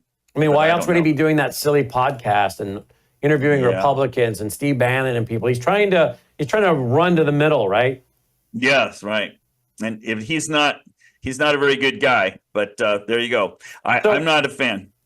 Tell me in closing, what do you see as a professor, a historian, a Christian, a patriot, someone that tracks trends? What do you see coming for the country? In the back of my Bible, I have a graph. It covers 400 years of Israel's history, and it shows them falling into idolatry and then repenting and in idolatry and repenting over and over again, 12 generations. And it ends in the Babylonian captivity, where Nebuchadnezzar came in and took away for 70 years before they were restored. What I don't know, we're definitely on a downward slope. What I don't know is if we're going to repent fast enough that God will restore us, or whether we're headed for Babylon. And it depends on us, I really think. the Bible says in 2 Chronicles, God says, if my people will humble themselves and pray and seek my face and turn from their wicked ways, then I will hear from heaven, forgive their sins and heal their land. Well, that's an if-then proposition. The if has 4 contingencies. If my people will humble themselves, and humbling is recognizing your role and what gifts God is giving you, you're supposed to deploy, humble themselves and pray, seek his face. You got to talk to God. Hey, God, what is it you want me to do? And then what does it say? And turn from their wicked ways. Well, I don't see us doing that very rapidly, my friend. In fact, I just got on the board of directors for A Piece of Heaven out here in California. It's a new facility we're putting together now to basically nurture sex-trafficked children back to health. It's going to be a 250-bed facility. It's a big deal. We're going to be working with these groups that are rescuing kids. Child trafficking is a huge problem in our country. It's becoming larger than the drug problem in terms of business. So who by the way is sex trafficking these children? How old, and who is sex trafficked? What are their occupations? How old they are they? Are the people who the children or the perpetrators? How old are the children, and then how old are the perpetrators? What's their occupation? So that's I'll just answer that question. Let me show you a short experience I had, and it'll answer that question. There's really 2 kinds of sex trafficking. There's the kind where you import people, say from south of the border, and a lot of those girls are typically 10 to 15 years old. That's what that tends to be. And the cartels are the ones importing them, and the families come in and they're indentured servants. So that's one kind of trafficking, and that's quite prevalent. There's another kind of trafficking that most people aren't even aware of that to me is the really troubling one. And I don't want to give identities away, but I was speaking to a parole officer in a Midwestern state recently, and he has 20 active cases at any given time that he's monitoring in his parole duties. And he says out of his 20 former prisoners that he's monitoring, 18 out of the 20 are child abductors. I said, what? What do you mean? Why are they out of prison? They abducted children. And he goes, yeah. He says, but they're out on parole now. And I said, well, what's the recidivism rate? And he says 80%. So out of the 20 cases that he was monitoring, 18 of them were former child abductors, and then 14 of them would be repeating. They were the recidivism rate. They would be repeating that offense. And I'm like, well, wait a minute. That's horrible. We can't, at the minimum, that means 14 kids are going to be abducted in our own country. And he says, yeah, and this is how they do it. A guy in a Midwestern city somewhere will just park his van next to the playground, and mom's out there watching their 2, 3, 4-year-old child, play on the swing, and she's reading a magazine, and the next minute she looks up and her kid isn't there anymore. And that child's been abducted, and that child will never be found again. And he says what's really horrible about it, he says, is 20, 30 years ago, those perverts that would abduct those children, they would take them home and do whatever they were going to do, and then they'd bury them in a forest afterwards. He says, but nowadays, because he has to read the files of all these parolees, so he knows what's going on. He says, nowadays, these guys, they don't dispose of the children after they're done with them. They sell them into the black market. They're worth $5,000 a piece. So when you ask, who are these guys and how are they employed? You know how they're employed? They abduct children for a living. They have their way. When they're tired, they sell the kid for $5,000. If you just did one a month, you'd have a pretty good income. And that is a huge and growing problem in our country because the demand for those children is so high. This is our country, Brannon. This is our country, and has a demand like that. The demand for these children is not because we've imported a bunch of illegals here that are, debased and just it's the demand is from Americans. Yes. The demand is from American-born citizens desiring these children. It's similar to like the drug trade, right? The demand, they wouldn't be importing drugs into America if the demand for those drugs wasn't there. And I didn't talk about the families that they're bringing in that come in as indentured servants. You can hear horror stories after horror stories about those poor girls that are broken in at the border, and the panties in the trees and all that stuff. It's a devastating thing to hear. And what you're saying is they bring in families, and yes. So you may have a mom with children. Yes. She's knowingly sex trafficking her child to pay off her debt or her family's debt. Yeah, what happens is it'll typically be a family of four. There'll be a father, a mother, a daughter, and a son, and the cartel will import them into America. But they don't just drop them off in a city and walk away. They've already got jobs. They've got a job for the father. They've got a job for the mother. She's typically in a hotel cleaning rooms or something. And the father and the son, they're on construction or agriculture or something like that. And the young daughter goes into a brothel. And until their $30,000 debt as a group is paid, they all have to stay in whatever job they've been assigned. If any one of the four says, "Well, I'm done with this, I'm leaving," then the cartel brings in an enforcer and slaughters the whole family. And that's why when you hear Trump talking about these gang members that he's deporting, a lot of those are the enforcers that are coming up to enforce the will of the cartels, enforce the contracts. So why is President Trump not telling the story you just told? We should be hearing that story and hearing those stories so the American people understand how it works. Tell me about it. Well, that's why I'm on the board of this new thing, and I'm out here spreading the word. I got into this, me well. You were there right when I got involved publicly. I was into this for elections, but what strange thing has happened is as I've been traveling the country, guess what I've discovered? That elections are tied to sex trafficking. I can't give away identities, but I was riding in a car with a federal official, and we're driving and we were talking about this problem. And he says, by the way, right over there, it was a federal marshal. He says, right over there, that building over there, there's a brothel in it. And I'm thinking, what? How come I don't know that there's a brothel in my own neighborhood? Okay. I mean, it's like, I don't market that stuff, but I don't purchase that stuff, but there's a brothel that I don't even know. It's like the back end of a strip mall or something. I didn't even know it was there. And so we're talking about that, and I'm kind of marveling at the fact of how naive and uninformed I am. And a few minutes later, he points to the other road, the side of the street, and goes, and that's a brothel over there. I said, wait a minute. You know where all the brothels are. And he's going, yeah, that's my job. He says, I go around and arrest these enforcers and we deport them. And I'm like, well, wait a minute, but if you work for the government and you know where the brothels are, that means law enforcement knows where all the brothels are. Why are they open? He says, it's not that simple. He says, because if you were to close down the brothel, then you've got to actually rescue 80 people, not just the 20 girls in the brothel. You got 80 people because the enforcers are going to come up and slaughter these families. He says, that's the first nuance. The second problem, he says, is law enforcement are customers. And another problem, he says, it goes right up into the legislature. We have judges that have been customers. We got legislators. It's a mess. And this should remind you of the Epstein files. And it should remind you, why don't we have that publicly exposed file? And the answer is because there are a lot of people on that list that are in power, and they don't want that list out. And so when you ask the question, why don't more people know about this? Because heads going to be rolling, and it's going to be pretty ugly. Have you been able to confirm any of this information here?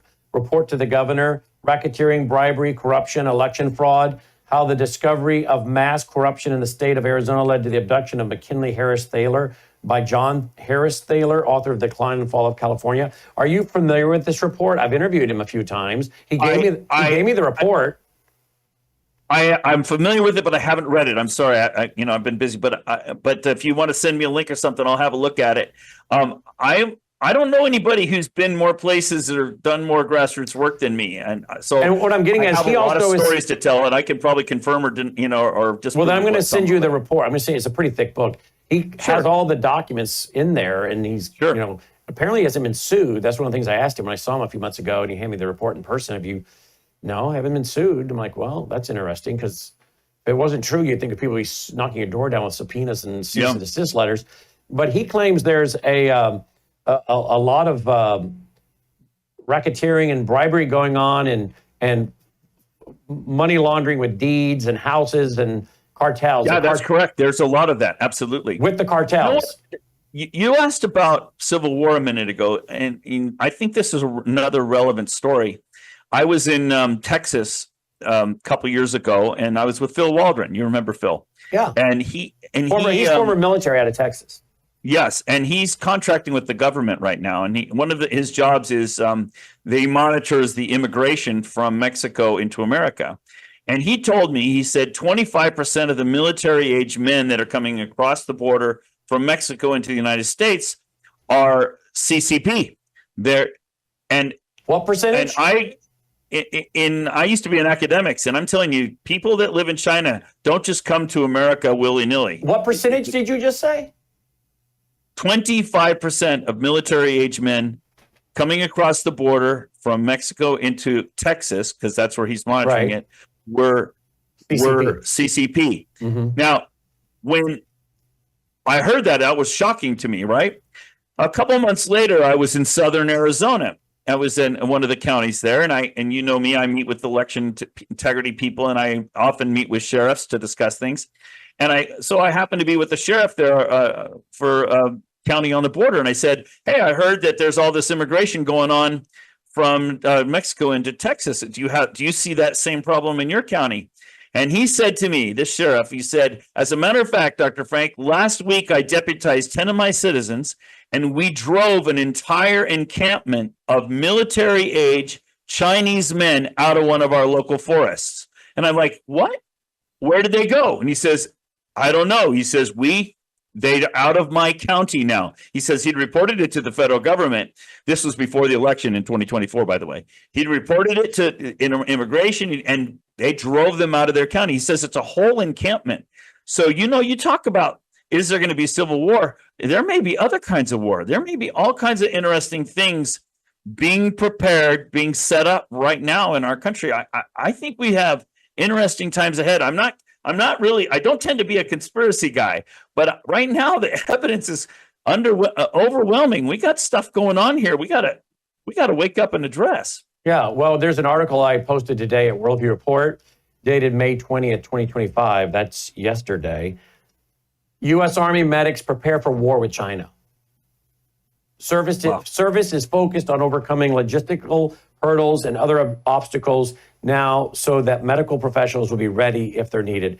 Now, I've been reporting on the fact the Pentagon's been getting ready for a war with China for a long time.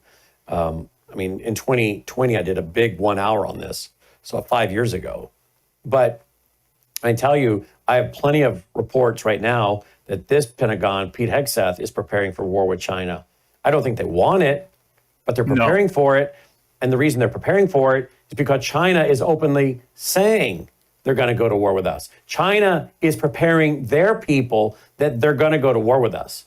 So China's already said, we're going to go to war with the U.S. We'll decide when, but we're going to war. The U.S. is preparing for war. They don't want it under this administration, but they know they have to prepare because they already know China's already announced to the world and their people, they are going to go to war with us, right? So when you see all of these CCP males here, like you just described, that is the gray terror you do before you go to war. And you take out their water and their critical infrastructure and their transportation and communications, which is what Gordon Chang has warned on this show for a couple years now. And he says they're going to do bombings and they're going to poison water treatment plants. 100%. And he's going to be our speaker this fall. Full details, and you can register for October 3rd and 4th at worldviewstore.com, worldviewstore.com. But what you're bringing to us tonight, really, and we got to visit more often here on the air, because what you're bringing to me, Dr. Frank, is compelling because, A, you're a patriot, you're a Christian, you're a professor, you're someone that's used to dealing with hard facts, hard data. Show me the data. I mean, I still have your mug. What's your mug called? Something about the data. Yeah, that's Follow it. the data Follow with the Dr. data. Frank. So I got one of your mugs, okay? You're all about the data. But you're also providing me with, you're taking the temperature of the American population with your travels, and you're hearing from the elected officials and the intelligence community and the police community, sheriff community, in your travels. So everything you're sharing tonight is only affirming what we have been talking about and hearing from other people, be it, Todd Bensman, Michael Yon, Gordon Chang, David Gobbets. You're affirming as a man who's traveling the country almost nonstop, yes, what our guys are telling us, but you're doing it from your personal experiences of gathering information on the ground. Yeah, and I confess, if I'd listened to someone like you 10 years ago, I would have said, Brannon, he's a nice guy, he's an honest guy, but I think he's a little out there, a little too conspiratorial for me. I probably would have discounted, but now that I am, I'm awake now, brother. So let me ask you this. The fact that I've been doing this 35 years, and in my second book, third book in 1995, predicted social credit scores like China, that would come here. I predicted a vaccine tracking system that could be used against political dissidents. Yep.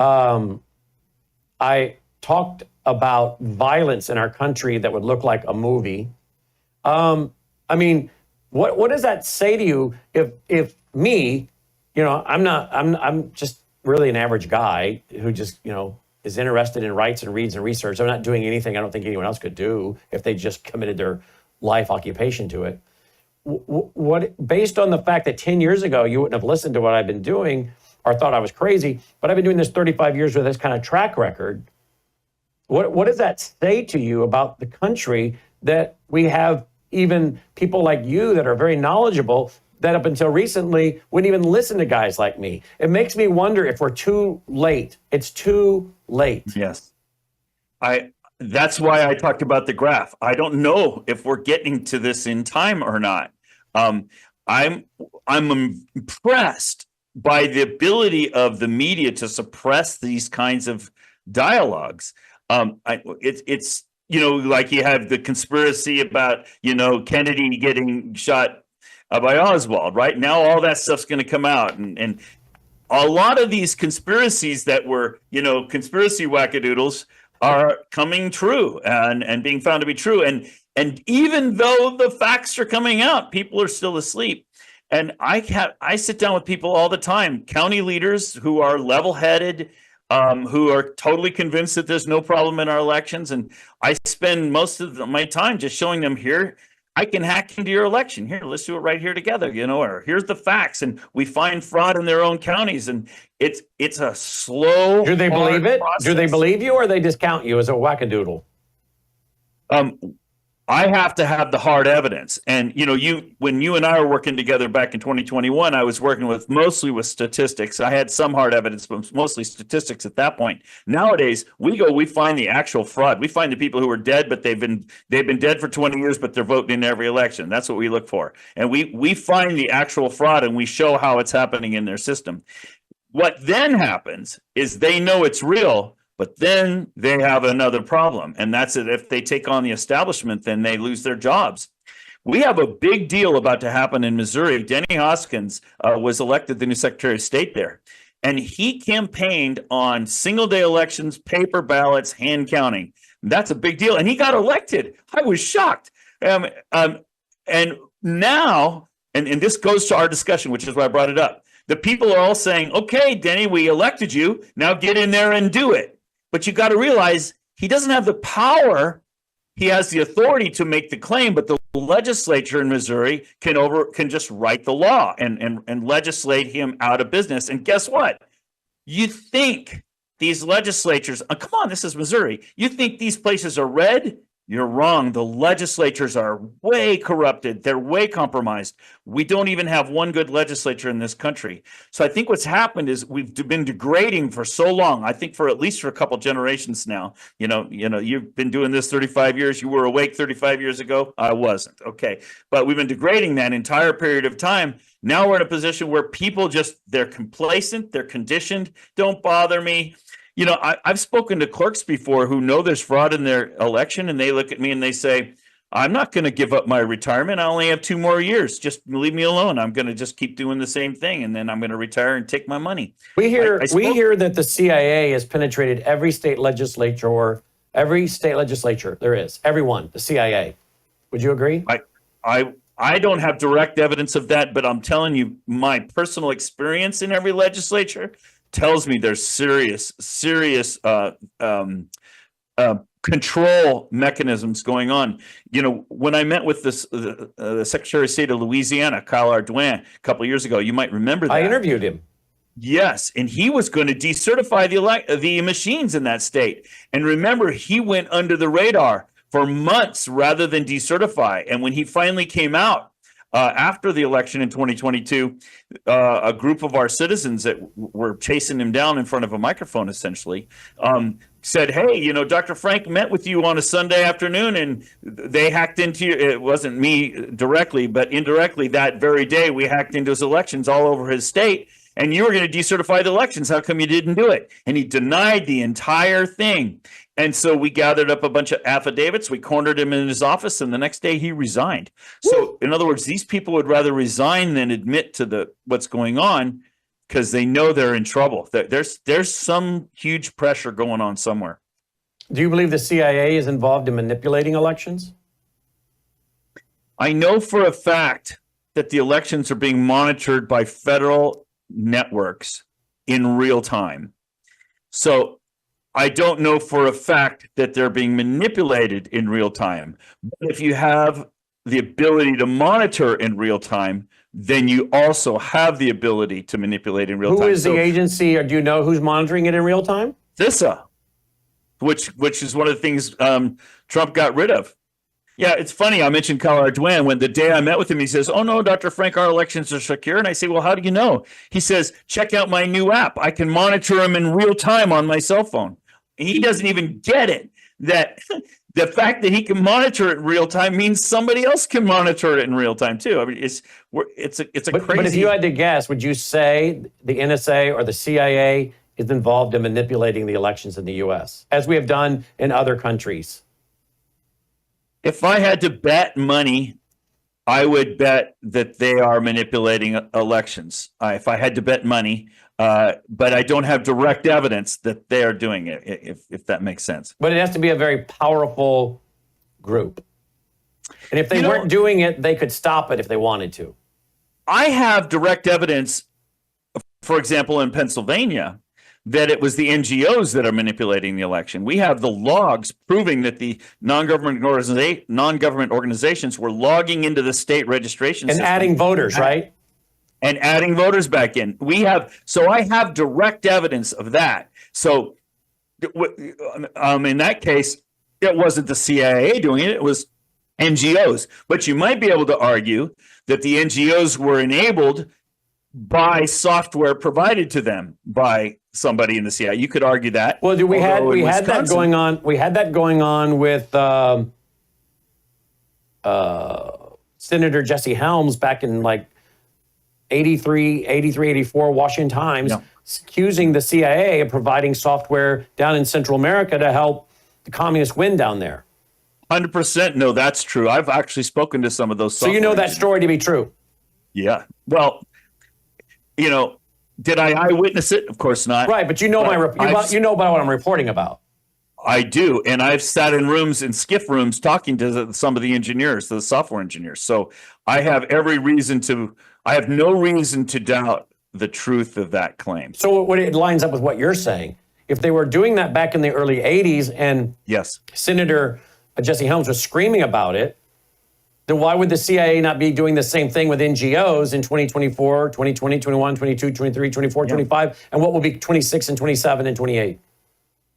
Right. And by now they've had decades of practice. You know, when I first met you back in 2020, I just downloaded all the data from Ohio, and I started downloading all the historical data from Ohio because I was very interested in looking at the historical trends so I could find the anomalies to know where to look to find the fraud. And I was unable, because in Ohio, I was unable to download the election data from the 2004 election because of all the election history data we have archived in Ohio, which we have it all. 1 year, everything was expunged. Guess which year that was? 2004. And so, you know, it exposes too much. when we got Tina Peters backups, why was the state so shook up? State of Colorado so shook up when we got that? Because those backups of her systems show that they have modems and they're communicating during the elections.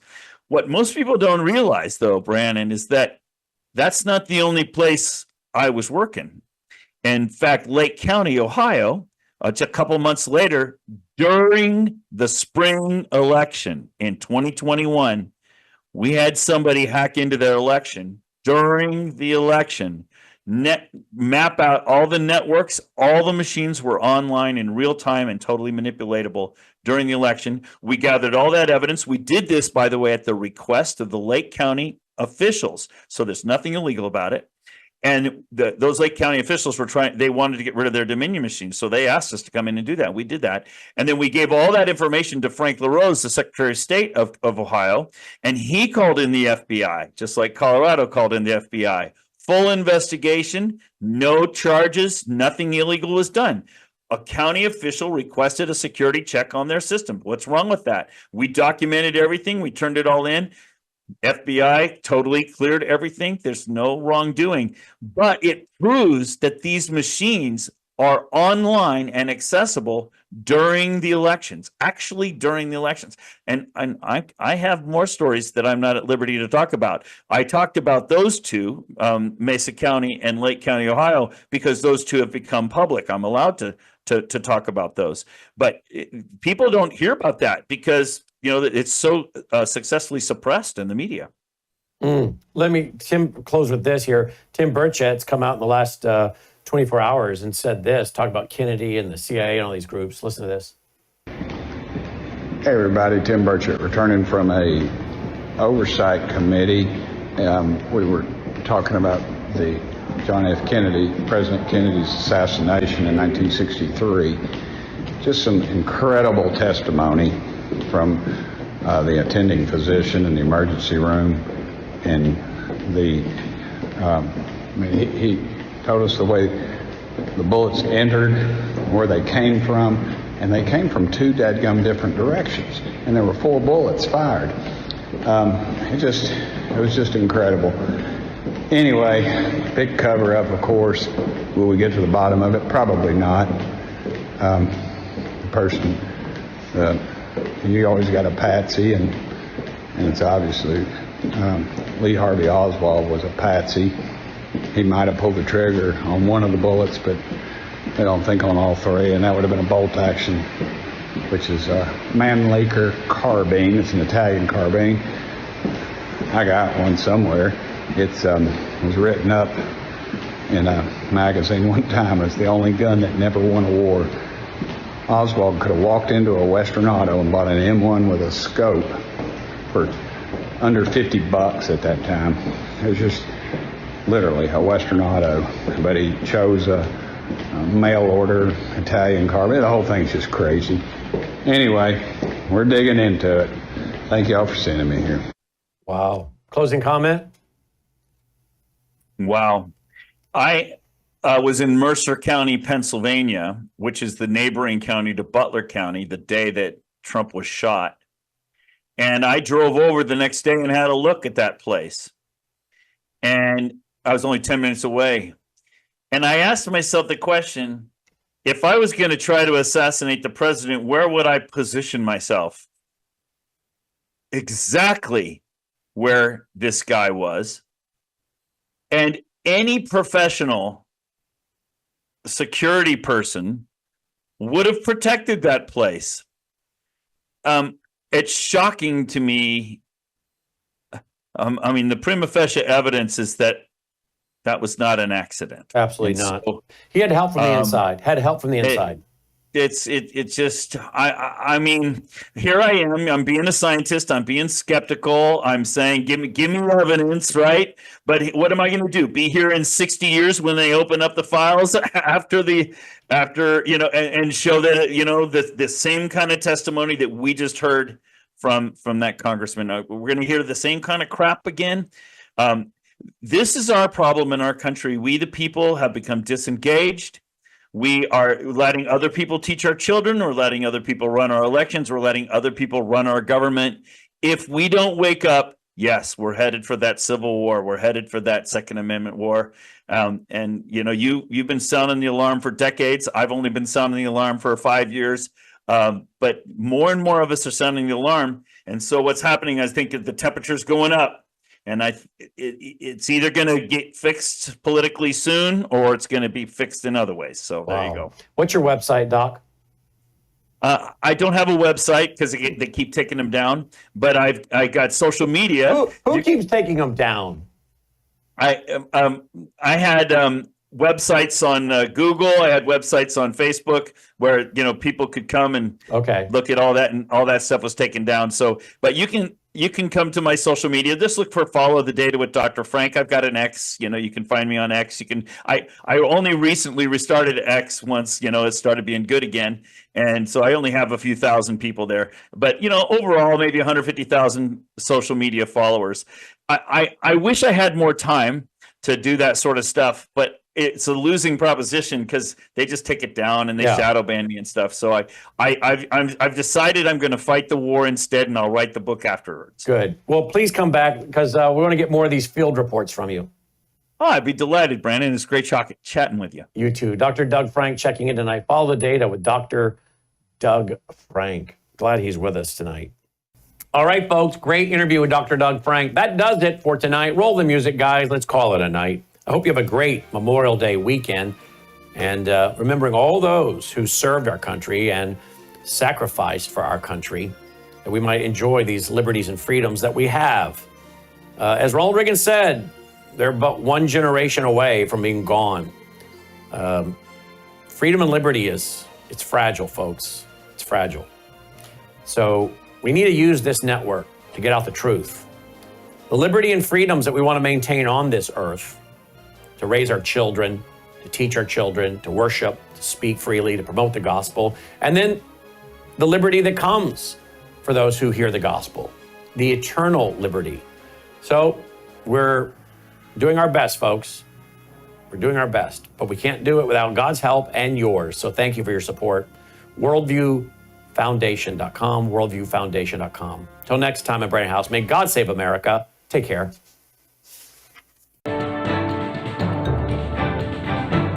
Faith, spiritual values, moral issues, government, economy, education, work, responsibility. What we think about these depends on our worldview. Now, VCY America presents Worldview Radio with Brannon Howse. All right, welcome. Glad you're with us on this May 22nd, 2025. What a horrific news cycle. Most of us woke up to the news today. 2 Israeli embassy workers working at the Israeli embassy in Washington, D.C. were murdered last night going to an event, a Jewish event, that was about raising funds for humanitarian relief. Now, my editor Jill alerted me that my friend Misha Getz, many of you will recognize her name, Misha Getz, now Hoyt. Her father is Marty Getz, my dear Jewish Messianic friend, Marty Getz. And I am going to have Misha on with me tonight on Brannon Howse Live, because Misha wrote this. Almost 1 year ago exactly, I spent an evening with Sarah. Sarah was one of the 2 murdered. Sarah Milgram from the Israeli embassy in D.C. I was attending an Independence Day event with my husband, and she was our host for the night. She was a few years younger than I, and we talked about her family, her politics, and her love for Israel. She was a beautiful Jewish American girl who moved from the Midwest to work for Israel. In the wake of October 7th, she lost many friends because her politics and beliefs had shifted from the far left closer toward the center.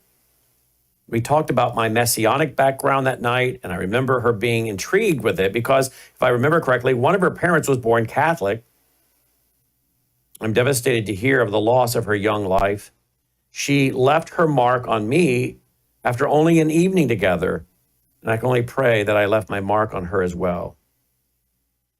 I'm now also getting word from my dear friends in Israel that Yoran, her soon-to-be fiance, was part of the Jewish believing community there. It doesn't surprise me to hear that, because when I spent time with him that evening, I could sense the Holy Spirit was drawing her to himself. This loss hit so close to home, not only because we live in DC, but also because we knew Sarah and Josh and worked at the Israeli consulate in LA when we first met. So she knew Sarah from that night, but her husband, Josh, worked at the Israeli consulate in LA when Misha met her husband. We attended events like this all the time when we were married and first dating. The violence is senseless. The pain is deep. May their memories be a blessing, and may these acts of anti-Semitic hatred come to an end. Misha will be my guest tonight. I talked to her on the phone today. She told me how she actually was at an event at the embassy and came out and was being shouted at by some of these people wearing these keffiyehs. She said, now I look back, I realize how easy it would have been for someone just to pull out a gun and shoot me.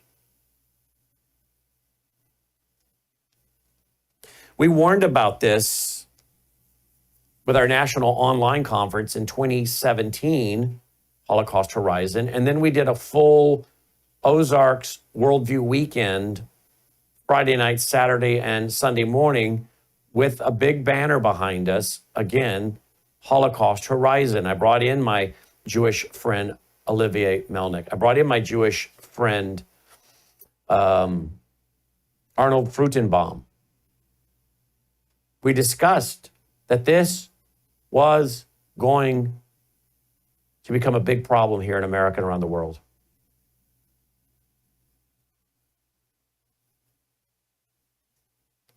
I've got Alan Dershowitz coming on my show tonight as well. Alan Dershowitz will be with me tonight. Just a few months ago, when Alan was on my broadcast, one of many times now, he always makes himself so readily available to us. He knows I'm a Christian Zionist, and he thanked me, and he has thanked me on the air, and he's thanked you. He specifically has thanked this viewing audience, Christians, for standing up for the Jews.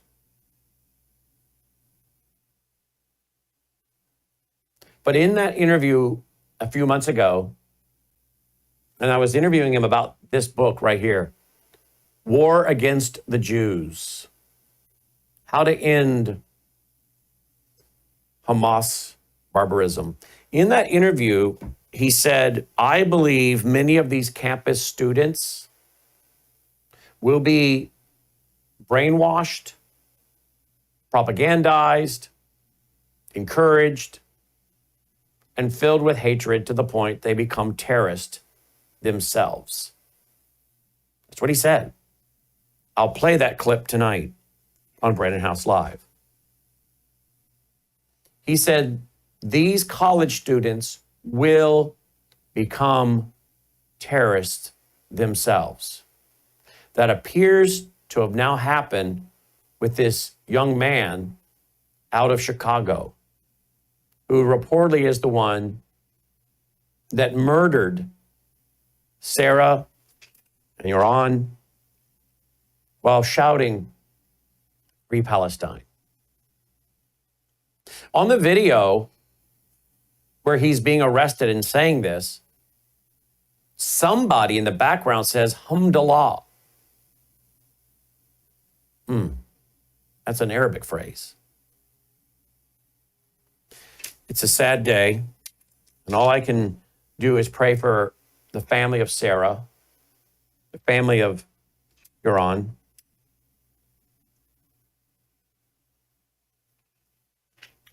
And I guess ask this audience to pray for their families and to pray that what was meant for evil can somehow now be used for some purpose. Isn't that what Joseph said? What was meant for evil, God meant for good? I hope it also encourages this audience to stop, if you are, self-censoring. Don't hesitate. I don't care if it's one of your family members, your neighbor. I don't care who it is. If someone speaks something you know to not be true about the Jewish state, the Jewish people, I'm not talking about defending the Israeli government. They can defend themselves. I'm talking about defending the Jewish people. And that's what my wife said to me today more than once. As she listened to Misha and I talking, as she listened to the details, she says to me twice, at least, murdered because they're Jewish? Murdered simply because they're Jewish.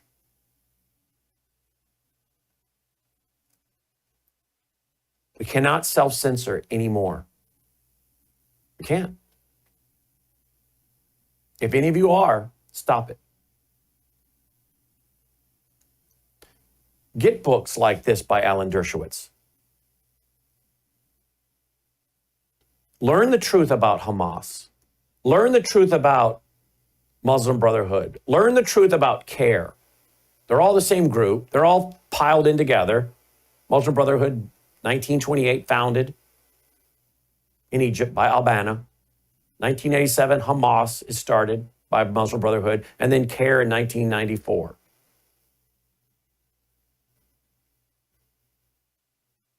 I'm telling you right now, I talked to Trevor Loudon this morning as well, because this guy belonged to some kind of socialist Marxist organization.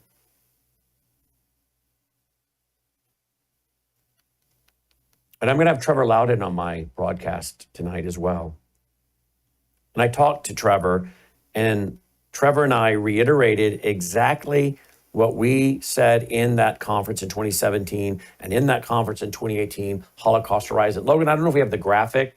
If you have the graphic from that night that was on the big banner, Holocaust Horizon, it should be readily available. It's the American flag and the Jewish-Israeli flag together burning. And the subtitle of Holocaust Horizon was specifically about the Christians and the Jews that were going to come under attack by the red-green axis. That's in the subtitle of that documentary or that conference, those two conferences, one held in 2017 online, one held in person before our audience at the Ozarks Worldview weekend in 2018. And here we are, the red-green axis. This guy is a proud socialist / Marxist, this group, Marxist. Trevor Loudon is going to detail that history to us tonight. But that's what this is. And so if any of you think that Christians can somehow stand by and not be extremely vocal, particularly when you hear someone lying about the history of the Jews, the history of Israel. If you do that, you're doing it to your own peril. I talked to Alan Dershowitz today.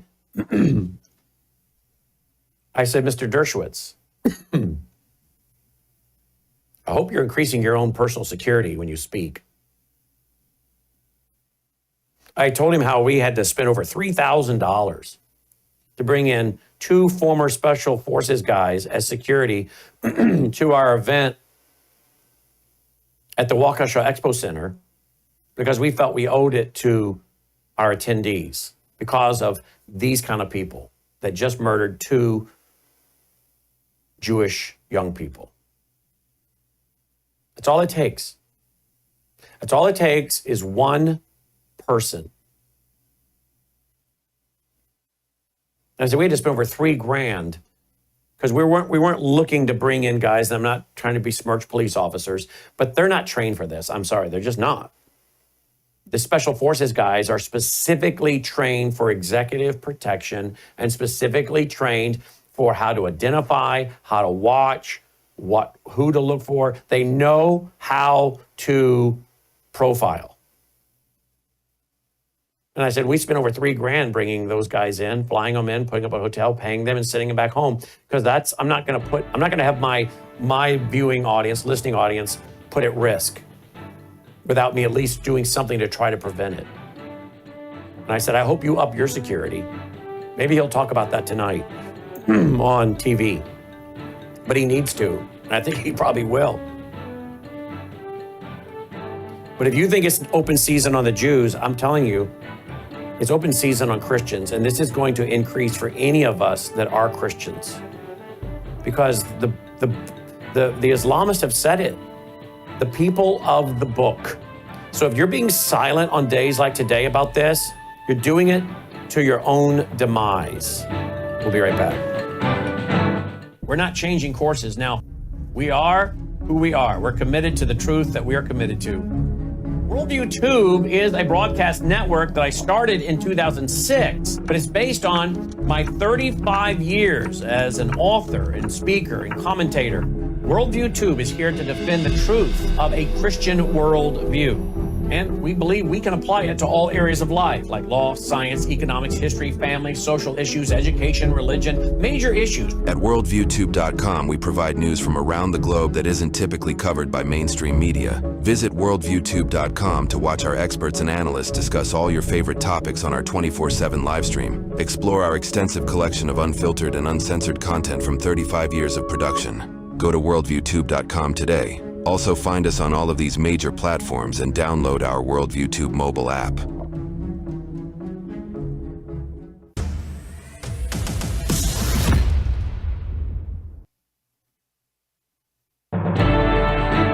All right, welcome back. Glad you're with us. Worldview Radio, our website, worldviewradio.com. Logan, do we have the video footage of that guy?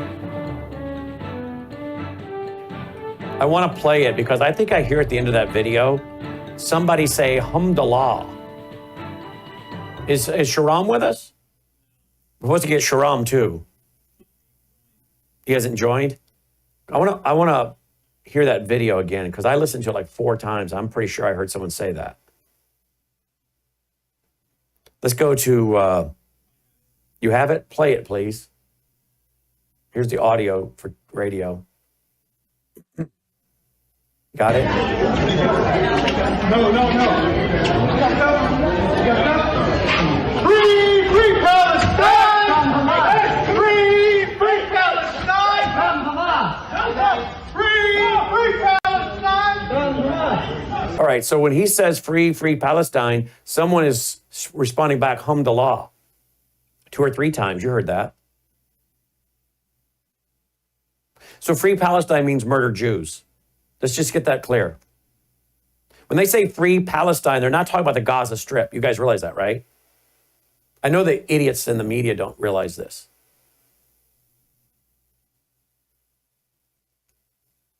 When they say free Palestine, what they mean is genocide against Jews. Philistine. That was the Roman emperor that said, we'll call it Philistine, after the Philistines, the enemy of the Jews, and it's become Palestine. Again, the debased, dark-hearted fools in the media, either they don't know this, or they do and they lie and cover it up. Free Palestine means murder Jews, which he just murdered Sarah and Yoran. And then these Islamic pieces of trash, and that's, by the way, what they call us, Christians and Jews. You know that, right? Coffers. The satanic individual, after this man murders 2 people, says at least twice, Alhamdulillah.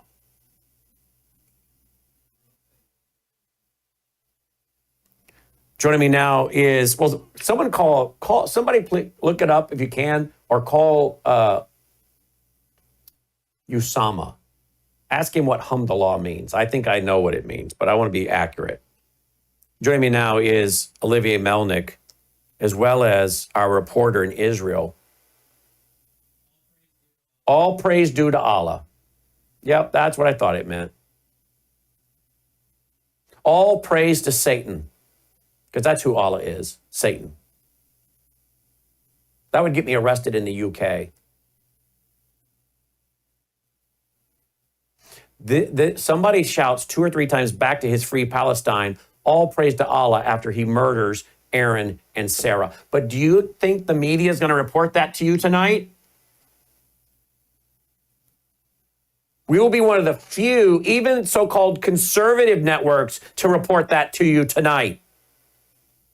Do you think the media is going to tell you, oh, by the way, this guy is a Marxist. He runs around with a Marxist organization, which I'm sure they're distancing themselves from him today. But I'm sorry, guys, we will not let you do that. We are, even as we speak, digging into you, and we are about to expose you. You can't distance yourself from this. I'm sorry.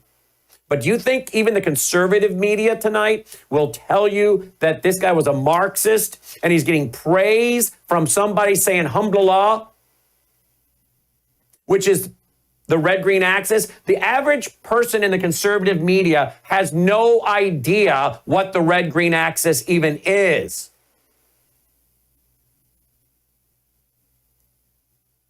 And the average person in America, you are following people on Twitter that are only interested in clickbait. They're not bright people. Shall we remind you of the people that came out of the White House waving their Epstein binders? There was nothing in those binders worth anything. But they were clueless. Either they were very clueless, very lacking in discernment, or they didn't care because they're only interested in clickbait, waving binders that mean nothing. And yet those were some of the biggest influencers on Twitter. And I follow some of their feeds, and I'm not sure a lot of those people even know what the red-green axis is. So they're going to have a hard time explaining to you this guy has got a Marxist background, running around with a Marxist organization, killing Jews. This is the red-green axis.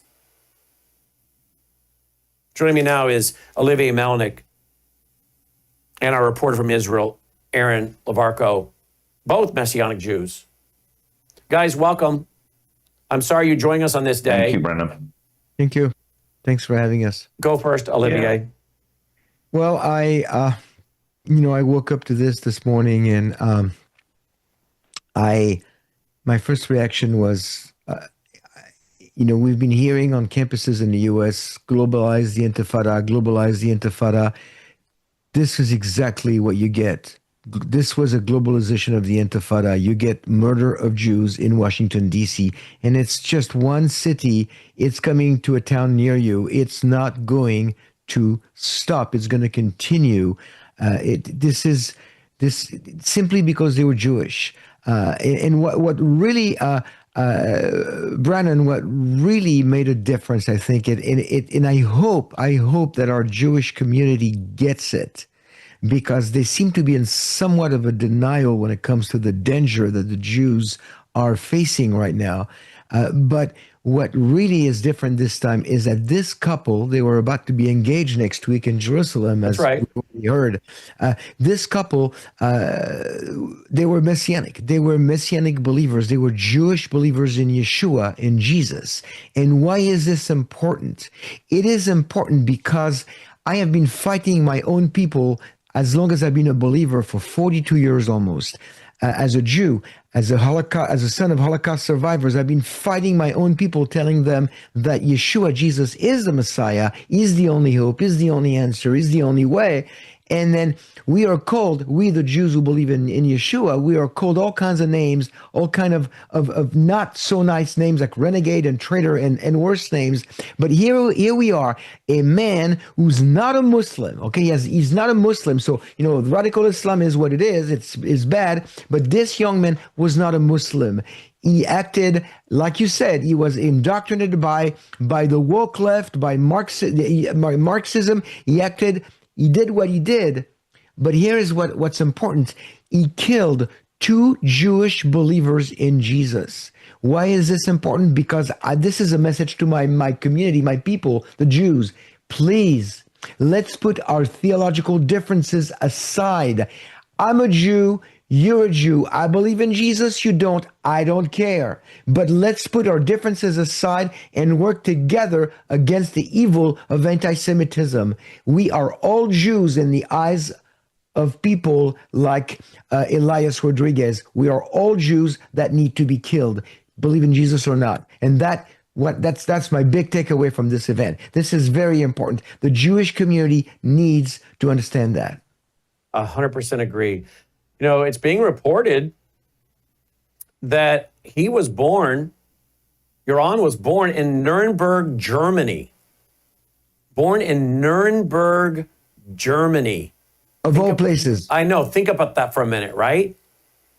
And he comes to America and is murdered by a Marxist out of Chicago. And by the way, I'm reading articles and I am using the old Control F, typing in Marxist, typing in socialist. These words are not popping up in my Yahoo article I'm reading.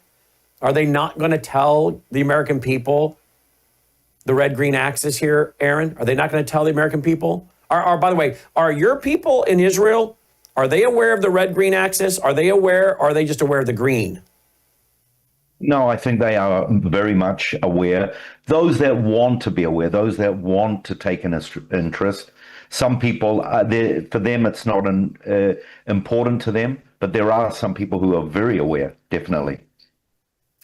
When did you find out about this? How and what did you think when you first read it? Yeah, when I woke up this morning, my first reaction, Brannon, was the location. The embassy. What's wrong with our security? What happened on October the 7th? How can this be? Usually around embassies and just to be accurate, they were at the Capitol Jewish Museum. Yeah, I'm sorry. I apologize. Yes, correct. But even at a place like that, a Jewish place, you would think that security would be of the highest.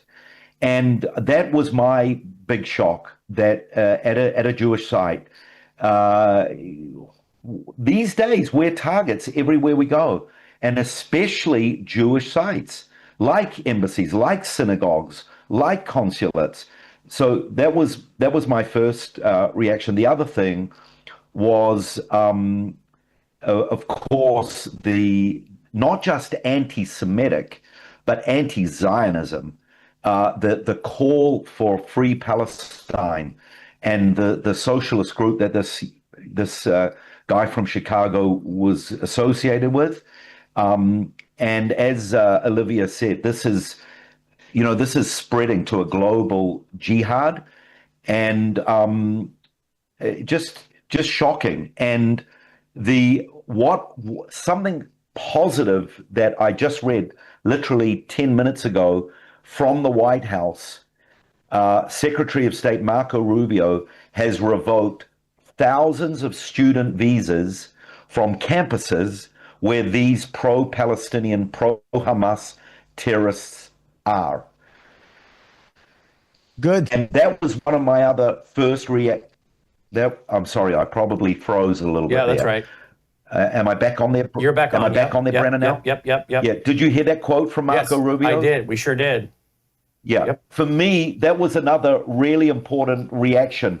What is going to happen? Someone has got to put down a heavy response here. Otherwise, this is quickly going to get out of control. This is quickly going to feed the jihadists, feed the pro-Palestinians. I think this is a brilliant move. I'm so, I don't know the word, proud, impressed by the Secretary of State. I know Donald Trump got on the phone with Bibi, shared his condolences, reaffirmed his support in what we're doing in the Gaza Strip. And this is exactly the reaction.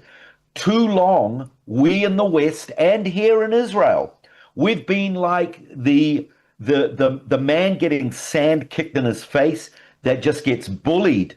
But we've got to rise up. We've got to be strong. Like the Lord said to Joshua, be strong and courageous. We need courage. We mustn't cave into these bullies. I am so impressed with Marco Rubio's response that they are revoking, let me repeat it again, they are revoking thousands, let me repeat it again, they are revoking thousands of visas for students at universities who are involved in pro-Hamas, pro-Palestinian rallies. Good for him, and may it continue. The message has got to get out there. There are consequences for this kind of action. Shocking, sad day, and as Olivia said, these are believers. These are Messianic believers. The community here are grieving. They were supposed to come back to Israel where he was going to propose. He had a wedding. He had an engagement ring ready to propose. Instead, they'll be brought back. There'll be funerals.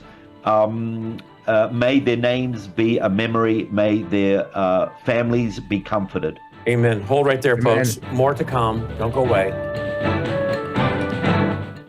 Hello, I'm Brannon Howse. Hey, consider going to MyPillow.com right now and get your pet a pet bed, just like my beloved Delta has right here in my office. Not only can you get pet beds, but you can get sheets, towels, blankets, and so much more. Slippers, sandals, robes, beach towels. It just goes on and on. But please go to MyPillow.com and be sure to use the promo code B66. When you do, not only will you receive savings, but a generous percentage of each purchase comes back to continue supporting this 24/7 free broadcast outlet. We need your support. Hey, look, we're entrepreneurs, just like my friend Mike Lindell. We all need your support, and you're getting quality products at the same time. So please go to MyPillow.com and use the promo code B66. Mike always has amazing specials going right there at MyPillow. So check out whatever those specials might be today. You never know. Mike's always changing it up and making new offers right there at MyPillow.com. But be sure to use the promo code B66. All right, welcome back. Glad you are with us.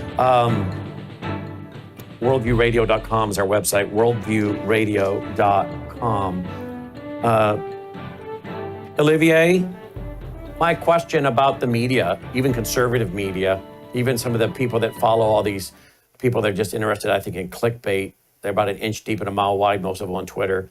But the conservative MAGA crowd loves them. But again, what I have found is the more shallow you are, the more platitudes you throw out, the more slogans you throw out, the bigger your audience gets. But my guess is that most of these people will not spend as much time on this as we will and are, nor will they explain the red-green axis, and nor they explain that if you don't start speaking up and speaking out against the lies of these anti-Semites, which are in the so-called right or conservative movement, so-called, that not only are you a despicable human being and contributing to a form of Satanism, but you're slitting your own throat because they are going to not only murder Jews, but they're going to murder the righteous Gentiles and Christian Zionists that stand with them. True or false? It is true. It is true. You've heard me many times on your show, Brannon, mentioning that we, the Jews, are the canaries in the gold mine of civilization, and we are in the way of the rest of the people. But You know that famous quote by Martin Niemöller, first they came for the socialists, I Yes. was not a socialist, and I did not say anything. Then they came for the trade unionists, I was not one, I didn't say anything.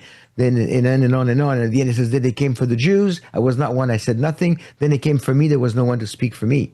So yes, it's the direction it's going. What really concerns me is we're getting it from both, from all sides now, not just the left, but also the woke right. All the people that we thought we could trust on the right that are not turning against Israel.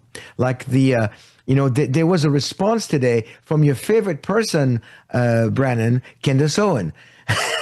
What was her response? Oh my goodness. Let me read it on the screen. She tweeted after the event today in response to somebody who posted something, and I don't know who that person is. His name is Theo. But she said, in response to what happened at the museum, God will have his vengeance on those that defend what is happening in Gaza. So she's basically saying that the killing of those 2 Jewish young people was part of what God was doing. And I want to make another parallel, Brannon. About a year ago, I was at a prophecy conference. I was speaking there, and this couple came to me and said, I have something I want to get rid of. And they showed it to me. I said, don't give it to me. Don't get rid of it. I'm not collecting those things, but I'm keeping it because it's making a point. This is a brass belt buckle from a Nazi soldier. And it's got the swastika on it, and around it, it says, Gott mit uns, God with us. What these people are saying today, being the left or the right, being Muslims go for Allah, or Candace Owens, who Catholic, who says God is going to, have vengeance on those, they're saying the same thing. We're killing Jews, and we're agreeing with those who kill Jews because it's part of God's plan. No different from the Nazis of the 30s and the 40s. 100%. No different. 100%. This Capitol Jewish Museum is right by the FBI building. Logan, we went by this building several times in D.C. I think we saw some homeless people on the porch. On the doorstep. I think I remember we went by seeing some homeless people on the step. But we went by this building, 2 weeks ago? That was 2 weeks ago today. Was that on a Tuesday? What is today? Wednesday, Thursday? So it was a little more than 2 weeks ago. We were just a few steps from right there, and we're driving by this place. And to think that it's right, if I got my map right, Logan, it's right by the FBI building. I don't know what's going on in our nation's capital. Aaron's shaking his head. But if I'm willing to spend over $3,000 flying in for that night, and you met those guys, Aaron, I mean, if anyone tried anything, they would have left in a body bag. I promise you, if anyone would have tried anything that was deadly force, they would have left in a body bag that night. These guys were not fooling around. And that's why we hired guys that were special forces trained, former special forces, trained in executive protection and profiling and watching people's body language and movements. And we did that. We did that because we're Christian Zionists. And we had you there as our Jewish reporter, and we have 1,000 people there. What is going on with these people that don't have tighter security? How did that guy get in the building? How did he get in the building? We have got to change our mindset. Brannon. The mindset has got to change. Right. And that's what I was saying before about needing this spirit of courage and strength. And my first reaction was, where was the security? Benjamin Netanyahu has called on all Jewish institutions to tighten their security. But this is the crazy thing. Why do we Jews have to walk around in fear? Why do we have to walk around looking over our shoulders? And I texted you earlier, Brannon, and I said, and I don't like throwing out God's name cheaply, but I just wonder if this is not part of God's call, or at least a door of opportunity if things are getting that bad, if security isn't going to tighten up, if the authorities aren't going to tighten up, which Marco Rubio is, but let's just say things don't change, then maybe this is an invitation for Jewish people and communities to pack their bags and come home. This is what happened in many places, even the war, Ukraine and Russia, many Jewish people in France, in England, in Norway. What's happening in Norway? The radicals are taking over there. Jewish communities are feeling, and like I said, why should we live like this? It's not right, to put it nicely.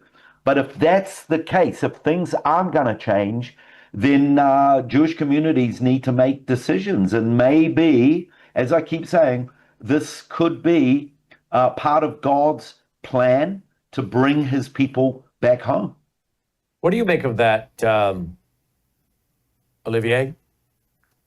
I can't really disagree with that. Not that I want to disagree with it, but I'm going back to the story of my family. Like my parents. Losing my grandfather in the Holocaust in Auschwitz, and how the family did not believe that anything bad could happen. And then I've done a lot of reading and teaching and studying on the Holocaust, people ask me, do you think that that the Holocaust was God's way to get the Jews to go back to Israel? 1940, 30s and 40s, and 48, Israel is reborn as a modern nation. I don't think it's black and white. Like it's God. God made the Holocaust happen, because I don't think he did. I think maybe he allowed it to happen, and part of it, is that when the Jewish people are in the diaspora, in a dispersion, in disobedience, they're no longer under God's protection, so to speak. So there is an aspect that I don't disagree with, but I don't think we can go 100%. The Holocaust is the main reason why Israel was reborn as a nation. There's a connection there. Same for today. I think that we're at a place in the history of mankind, when you look at the biblical record, from the prophets that, like for instance, in Zechariah chapter 12, that the whole world, all the nations are going to go against Israel. That's, Zechariah 12:3. And just a few verses later, Zechariah 12:9, God says he will go after all the nations who go after Israel. So we know there is justice. But in the process of all that, the Jews are finding out that the only place, and this is going to sound crazy, but the only place in the world that is safe for Jews today is a place that is at war on 7 fronts. Mm-hmm. That's Israel. Or 8 fronts if you count the media. But so that's an amazing statement. You think about it, Brannon. And I'd like to hear what Aaron thinks about that. That's the only place, because you live in Israel. I'm in Texas, but I go to Israel regularly, and it's the only place where they actually care about their own people. We are not safe anywhere. I mean, I tell you what, Brandon, I don't go get a gallon of milk without carrying a gun on me. I just don't. I mean, I praise God that I am in America, and there is such a thing as a Second Amendment. I'm probably the only French person who carries a gun every day, but that's another story. So anyway. This is probably true. Aaron, what do you make of what Olivier is saying? Well, I think there's a lot of wisdom and balance in what he's saying, for sure. And yeah, it's difficult to sometimes see God's hand.